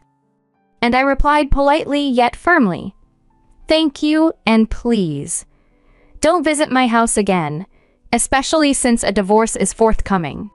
With that, she ended the call abruptly. Standing in the airport, I wasn't angry but surprisingly joyful. I made a small victory gesture with my fist and walked towards my new home with a bounce in my step. My name is Aspen, and my husband, Ben, was sent abroad for work right after our wedding. This situation forced us to live apart early in our marriage. Ben and I have a history that dates back 3 years before marriage, including a period of cohabitation which solidified our trust in each other. I wasn't worried about his fidelity. I just hoped he would stay healthy while away. Our life should have been serene, albeit a bit lonely. But everything changed when my mother-in-law decided to move into our house. A widow since Ben was young, she took it upon herself to watch over me, uninvited, to ensure I remained faithful. She justified her actions by her own past, where she was cheated on and abandoned by Ben's father. Her constant surveillance became unbearable. I reached out to Ben for support. He asked her to leave multiple times, but she resisted, claiming, "Ben trusts you too much, Aspen. A woman like you is bound to cheat." Her accusations were baseless and exhausting. She cooked only for herself, using ingredients I bought, leaving nothing for me. When I confronted her, she would retort, "I suppose you dined out with your boyfriend, since you're cheating," further fueling my frustration. Despite the challenging circumstances, I found a moment of triumph knowing I was finally moving on from the oppressive environment she created. Every time I returned home late from work, my mother-in-law stirred up trouble, accusing me of cheating because of my late hours. During a particularly busy period at work, her accusations intensified, causing me so much stress that I felt physically ill. I pleaded with her, "Please, I'm not cheating. I truly love Ben." Ben, busy with his commitments overseas, did his best from afar to convince his mother to back off, but her responses were disheartening. "So, you want me to leave that badly?" "You must be cheating," she concluded, leaving me with nothing but a heavy sigh. On a rare day off, I decided to meet up with my friend Haven. As I left, my mother-in-law seemed convinced of catching me in an act of infidelity. She followed me clumsily, hiding behind lampposts and the brick wall of our home, thinking she was unnoticed. I chose to ignore her antics. Haven and I met at a cafe, speaking in hushed tones to avoid my mother-in-law overhearing us. Suddenly, we saw a flash of light. It was her, taking pictures of us. Haven, looking puzzled, asked, "What's that about?" Haven, a strong and reliable friend since our student days, sports a pixie cut and has a street style that gives her an androgynous appearance.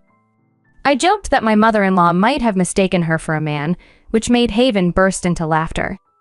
To tease my mother-in-law further, Haven jokingly held my hand every time the camera flashed, exaggerating her gestures for the camera, which only seemed to thrill my mother-in-law more as she kept snapping photos. This farcical scene actually helped me unwind. Haven and I continued our day with some light shopping, laughing at the ridiculous situation. As expected, my mother-in-law followed me all the way home, hiding and peeking just as before. I played along, darting quickly from spot to spot like in a playful game of red light, green light, while she scurried to hide each time. It was absurdly amusing, and I couldn't help but think how foolish it was for her to believe I hadn't noticed her following me. Once I got home and started to take off my shoes, my mother-in-law, unable to restrain herself, quickly barged in as if she hadn't been tailing me. Her entrance was so abrupt it almost seemed comical. Despite her intrusive and overbearing ways, dealing with her that day had turned into a game that somewhat eased the tension and absurdity of the whole situation. When I got home, my mother-in-law excitedly waved a disposable camera in front of me, proclaiming, "Aspen, I finally got proof of your infidelity. I'm going to send all these pictures to Ben, so be prepared." Her face fell when I replied nonchalantly, "Oh, really? Good luck with that." She didn't appreciate my calm response and spent the rest of the day buzzing around me like an annoyed bee, insisting, "Are you okay with this? It's proof. Your face and his are both clear in the photos." I kept my cool, reassuring her that's fine. Although Haven's androgynous style had led to her being mistaken for a man, Ben had met Haven several times before our wedding. Even if my mother-in-law sent the photos as proof, Ben would likely recognize Haven simply as a friend. As I put up with my mother-in-law's childish antics, I suddenly had to leave for a business trip overseas. Unfortunately, I wouldn't see Ben, as he was in another country, but it was unavoidable. I informed my mother-in-law of my departure, but she twisted it in her mind into some kind of romantic escapade. While packing, she smirked and remarked, "It'll be a big problem if you come back pregnant from your romantic getaway. Ben hasn't seen you in a while, so it won't be easy to pretend that the baby is his." Her wild imagination rendered any response pointless. But I replied nonchalantly, "Yes, indeed, but it's a business trip, not a romantic getaway," and left. The business trip was intense and the days passed in a blur. Upon returning to the I decided to unwind with some duty-free sweets before heading home and sat down on a bench to take a break. Just then, my phone rang. It was Haven with some startling news. Aspen, welcome back. There's something I need to tell you.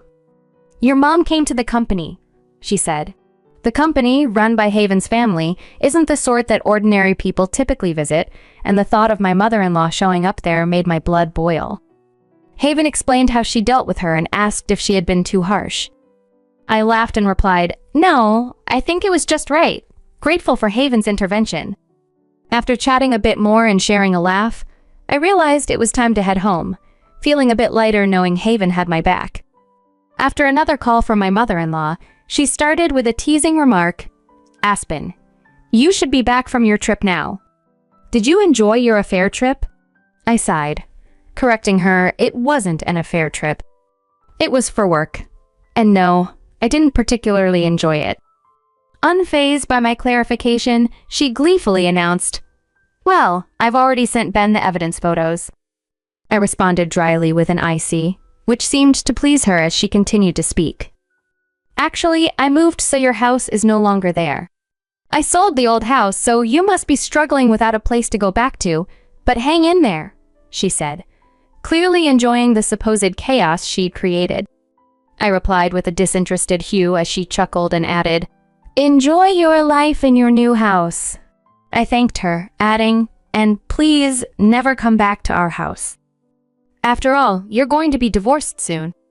As I stood in the airport after she hung up, I wasn't filled with anger, but rather joy. I did a little fist pump and started my journey home with a spring in my step. To my surprise, I was returning to the house she claimed to have sold. When I arrived, it seemed a lot of things were gone, likely taken by my mother-in-law, but I accepted it as a sort of severance from her interference. I immediately called a locksmith to change the front door locks to ensure she couldn't enter even if she tried to return. Then I lay down in the living room, reveling in the freedom I'd finally achieved. Inside the house, I made another fist pump and shouted, "I did it!" The next day, my phone rang again. It was my mother-in-law.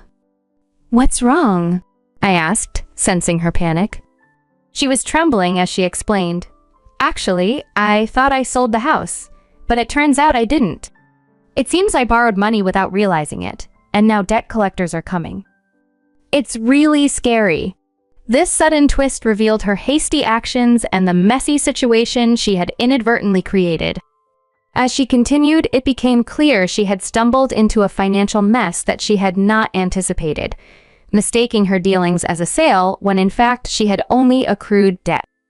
I listened, realizing the extent of her recklessness and the chaos she had brought upon herself. It turned out that the business run by Haven's parents, while outwardly a real estate company, had a hidden aspect as a loan sharking operation.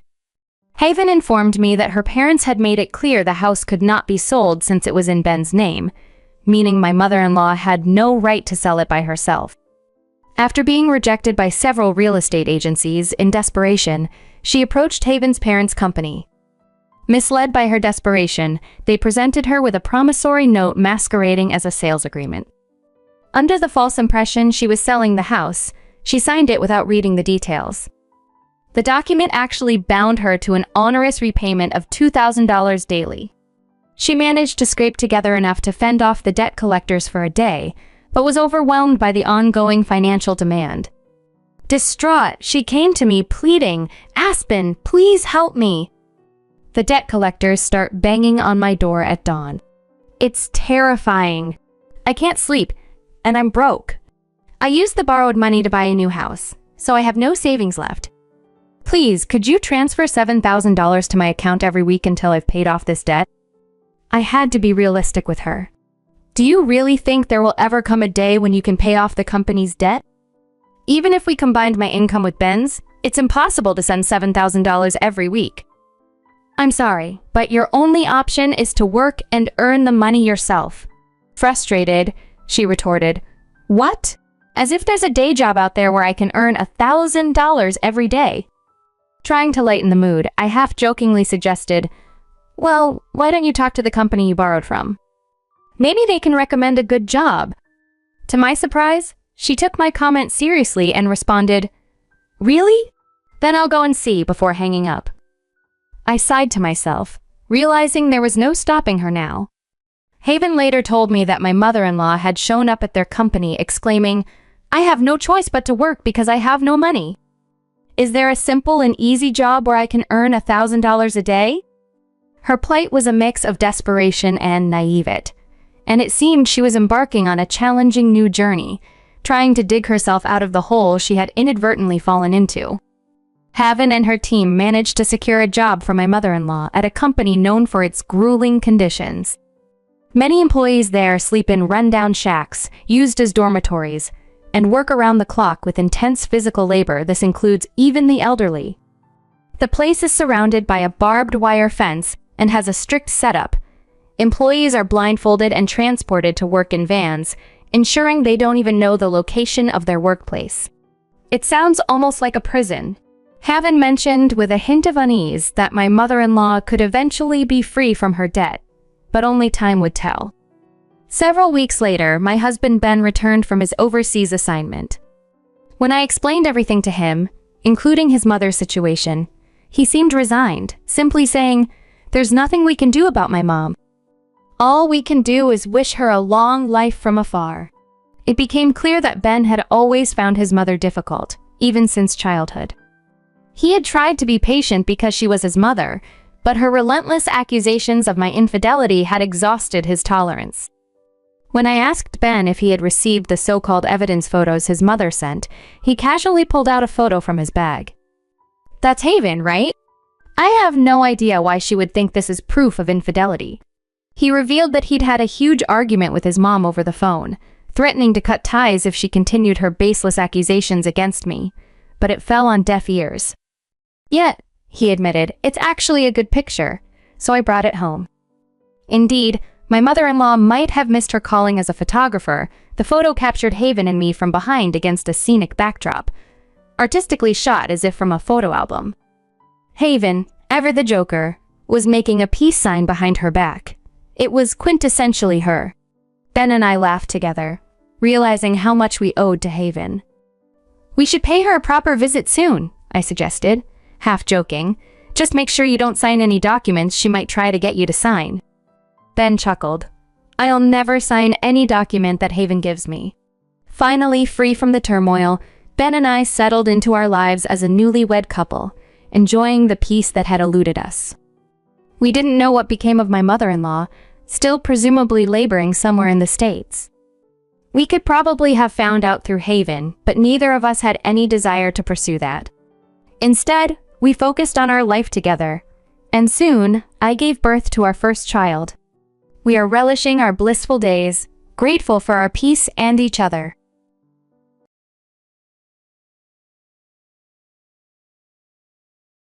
When my husband Mason revealed the contents of Logan's prenuptial agreement upon receiving his inheritance, his words were icy and dismissive. "I don't need a life with you anymore. I'm inheriting $9 million. I don't need you when I have that money."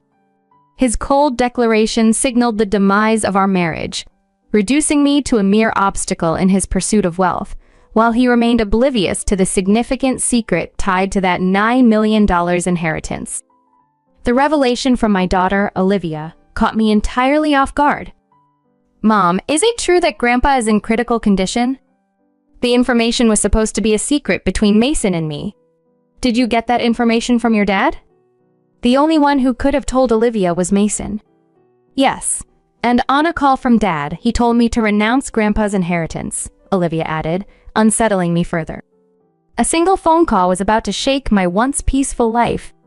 A few days after Olivia's revelation, Angel, Mason's father, passed away peacefully. Since getting married, I had lived with Mason's parents, providing unwavering support during their health struggles. It had been 3 years since Mason's mother passed away, and now, with Angel's passing, although the funeral went smoothly, I sensed the absence of tension was only temporary. Mason's behavior soon underwent a dramatic change. "What are you doing here? Why hasn't this been cleaned properly lately?" Mason frequently pointed out minor dust and small stains. "I'm sorry, I must have missed it." "I'll clean it right now," I replied, though cleaning was not the true issue at hand. "Why are you serving this?" "I wish you'd pay more attention to the taste when you cook." Even the dishes he once enjoyed were now unappreciated. "Is there something bothering you lately?" I gathered the courage to ask, but this only worsened his mood. "It's useless to deny it, to be honest. The food you make isn't good. I've been tolerating it because my parents never complained, but I've always felt its tastelessness." Mason's harsh words pierced my heart, marking the first time he had criticized me so severely. My mom always cleaned and did laundry perfectly, and at mealtimes she cooked with care without cutting corners. "You're nothing like her." "I've been patient, but I can't stand it any longer," he added, comparing me unfavorably to his mother for the first time. "I'm truly sorry. I couldn't have imagined that you valued my cooking so little," I said, tears starting to flow uncontrollably. "Do you think anything will change if you cry? Your tears mean nothing now." "Don't show them to me," Mason snapped abruptly, standing up, leaving the house and slamming the door behind him. As he walked away, I called out, "Mason, where are you going?" "Come back!" But it seemed he didn't hear me. My mind was in turmoil, unable to comprehend this sudden change. Until a few months ago, we were a couple sharing everything, holding hands and navigating life's challenges together. Now, I found myself questioning everything about our life and my place in it, as the man I once shared everything with became a stranger before my eyes. Life had grown complicated, leaving me perplexed about how Mason and I had drifted so far apart. Then, it clicked.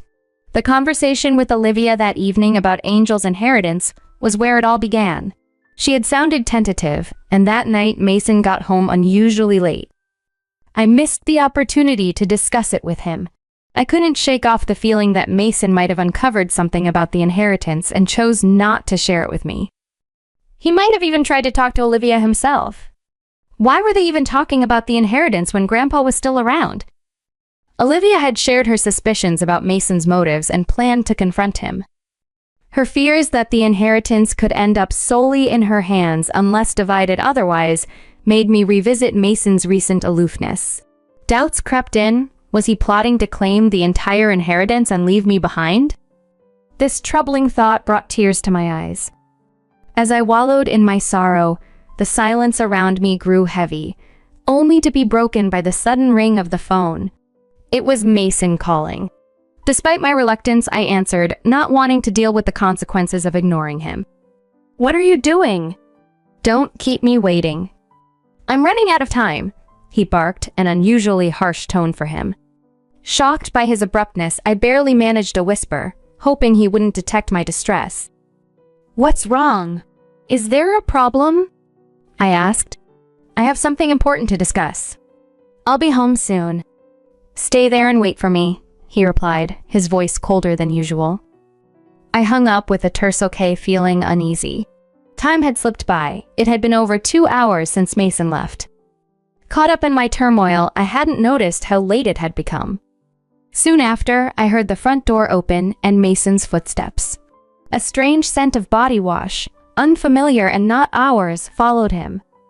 This foreign smell deepened the ache in my heart. Mason didn't mince words. "It's over. I want to end our relationship. As a gesture of thanks, I'll give you $190,000. I'm tired of how you manage things here. I want to live peacefully in my old age," he declared bluntly. With a gentle tone and grateful eyes, I thanked her sincerely. After settling the fees and a brief chat, I left the office quietly. 6 days later, Mason called, suggesting we meet at a serene cafe. I arrived early, choosing a window seat to savor the peaceful view outside. As Mason walked in with his new girlfriend Rivka, he carried a smug look of self-satisfaction. "Are you ready for the divorce?" he asked abruptly. I was taken aback. It was clear he felt he held all the power. "Is this your new partner?" I hadn't expected him to bring her along for such a crucial conversation, and I was stunned by his boldness. I questioned internally whether this was the man I had once loved deeply, or if he had always been this way and I had just not seen it. "You're Mason's wife, right?" "My name is Rivka. I've recently started dating him," she introduced herself with a disarming smile. Her next words threw me off. "I've heard a lot about you from Mason. Seeing you now, you do look a bit aged. I wonder how Mason managed all these years. I feel a bit sorry for him." Rivka, evidently in her 57s, looked remarkably youthful for her age. Though her words stung, it was her tone that I couldn't stomach. "Rivka, it's those very tendencies I cautioned you about. But truly, if it were up to me, I would have cherished you more," she continued. I was bewildered by her forwardness. "Kenna, I don't want you to think too hard about this. I just want you to sign the divorce papers," Mason cut in sharply. His nonchalant demeanor shocked me. "Wait, there's something I need to address," I said, catching a glimpse of confusion on Mason's face. "What are you implying? Is this about your father's inheritance? Is that why, after all these years, you're choosing this?" I needed to uncover the truth behind these events. "My father's inheritance is entirely his affair," Mason retorted. "I've heard detailed stories about your father's vast wealth from Olivia. I know what it's worth. So what? That inheritance isn't yours to claim. But more than the inheritance, it's the end of caring for my parents that has led me to this decision. I no longer want just a caregiver role," he admitted, revealing how he viewed our relationship. I felt a deep sadness mixed with anger. My hands trembled as emotions surged through me. Taking a deep breath, I pulled out the divorce papers. "Can we expedite this, Mason? I want to start anew. Besides, haven't you moved on already? Don't make me say it again. I'm not considering a restart with you. I want you to file these papers." As I sat there, my heart heavy with anger and sadness, my hand quivered slightly. The pen hovered over the paper, my name not yet written, the situation far from resolved. Handing over the divorce papers, I spoke up. "You promised me the house and some money, right?" "Yes, I remember saying that." "I'm a man of my word, so I plan to give you the house and the money," Mason replied, his response catching me off guard. "You claim to be kind, but a truly kind person wouldn't just treat their wife as merely a caregiver and then discard her. Therefore, I'm demanding rightful compensation of $41,000 in addition to the rights to the house," I declared firmly. "Compensation? When we talked about money, it was supposed to be $32,000. You always nitpick at the very end. Your attitude of trying to minimize what you pay is quite clear, but an additional $310,000 means a lot to me." "I think $41,000 as compensation is fair," I countered his objections. "It's Rivka, right? I considered claiming from her as well, but instead I'll settle for $41,000. With the papers laid out in front of us, I intended to sign right there. Rivka, unexpectedly joining in, commented, "I think $41,000 should be fine, Mason. Pay it if you think it's fair." With Rivka's endorsement, Mason reluctantly agreed to the amended alimony of $41,000. "Now we need your signature on the land title change document Mrs. Robinson prepared and the notarized alimony agreement," I continued. Mason seemed surprised by my preparedness, but I calmly added, "I have a life to continue."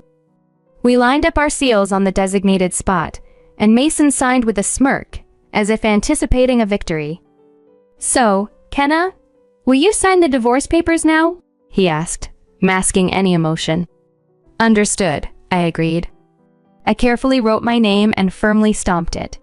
As I did, Mason burst into laughter, unable to contain himself. "With this, you and I are no longer related. Also, I have something to tell you. Actually, I'm set to inherit $9 million, so I didn't really need someone like you anymore. Thanks for the divorce. What a foolish ex-wife you were, letting go so easily for just $41,000. As I walked away, the sound of Mason and Rivka's laughter echoed behind me. I hurriedly left for City Hall, my only goal to complete this procedure as quickly as possible and cut ties completely. They might have been laughing now, but I wondered how long their happiness would last. A month later, I quickly sold the house I received from Mason, prepared for a new life, and decided to move closer to my daughter, Olivia, who was planning to start her life near her husband's parents' home. Since Mason's mother lived nearby, it seemed the perfect place to turn a new page. There were moments I thought I'd feel anxious about my new living arrangement, but contrary to my worries, my daughter Olivia's husband warmly welcomed me, his considerate nature providing a reassuring comfort. At first, Olivia seemed upset by Mason's actions, but her mood transformed when I shared a specific detail with her. Her face lit up with a bright smile. I had a strong feeling that Mason would soon catch on to my strategy. As a sign of my readiness, I deliberately kept my old mobile number. That intuition proved correct much sooner than anticipated. One afternoon, my phone began to ring repeatedly, and sure enough, it was Mason. Initially, I ignored his calls, letting the phone buzz several times. Eventually, I picked up. "Hello? Why are you doing this?" I couldn't conceal my surprise. "What's the matter?" "You're calling out of the blue and raising your voice." "What's the problem?" "Where are you right now?" I questioned, though I guessed he might have gone to the house we once shared. But that house had already been sold, and likely, a new tenant had moved in or it had even become an empty lot. Imagining Mason's panicked state, I felt a twinge of pity. "Since we've decided to divorce, there's no reason for you to be involved anymore." "Where did Olivia go?" "I can't find her," he sounded desperate. He had obviously visited Olivia's old address, not knowing she wasn't there. I had managed all the information and procedures related to Olivia's move to her husband's family home, which Mason knew nothing about. He had reached a dead end and resorted to contacting me. "Yes, Olivia has moved to a new place," I replied, maintaining calm. "Why didn't you tell me something so important? And did you know about this too?" he inquired, frustration evident in his voice. It seemed Mason had finally come to grips with the reality. "Are you talking about the substantial hidden debt Angel had?" Actually, when I looked into Angel's inheritance more closely, I was shocked not only by the size of the inheritance, but also by a significant hidden debt. It appears Angel thought he could repay the debt with about $9 million and chose to hide this fact from us. Unfortunately, he passed away midway through repayment, leaving this hidden debt neglected. And when you officially receive an inheritance, you are also obliged to inherit such hidden debts. You were blinded by the allure of easy money and didn't perform thorough checks. That was a major oversight," I continued, my tone firm. Mason, now realizing the gravity of his situation, asked, "Did you really know about my dad's debt?" Information is not hard to come by. It becomes clear with just a little research. "That's why I noticed it," I concluded, signaling that his negligence had led to his current predicament. I could almost see Mason's face turning red with anger on the other end of the phone. "What about the promised money? What about the money you intended to return?" he demanded. His real concern was the money, after all. "If I had known about my dad's debt from the start, I wouldn't have gotten involved at all," he continued, sounding deflated. "I understand how you feel," I said, trying to remain composed despite his frustration. "But think about it. Aside from the money issue, you gotta marry a very attractive woman, right? Isn't that lucky?" Of course, I wasn't sure if Rivka had chosen Mason for his assets, or if it was genuine love. As I expected, Rivka left him as soon as she found out about the debt. "Think about it, Kenna. How about starting over with me?" Mason's voice suddenly turned emotional. "I feel deceived by Rivka. I just realized now, you're the person I really need." His words made me pause. It seemed he had forgotten all he had done. "Every day, I'm cornered. Collectors are rushing me and the debt keeps piling up. I'm at my limit. I really feel my life is in danger. Please help me," he pleaded desperately. Even after hearing his plea, I took a moment to consider if our roles were reversed. Would Mason help me? I chose my words carefully and took a deep breath before responding. "Right now, I'm living peacefully and I'm truly satisfied. In the days to come, I want to continue living in peace. You might have forgotten, but remember what was said.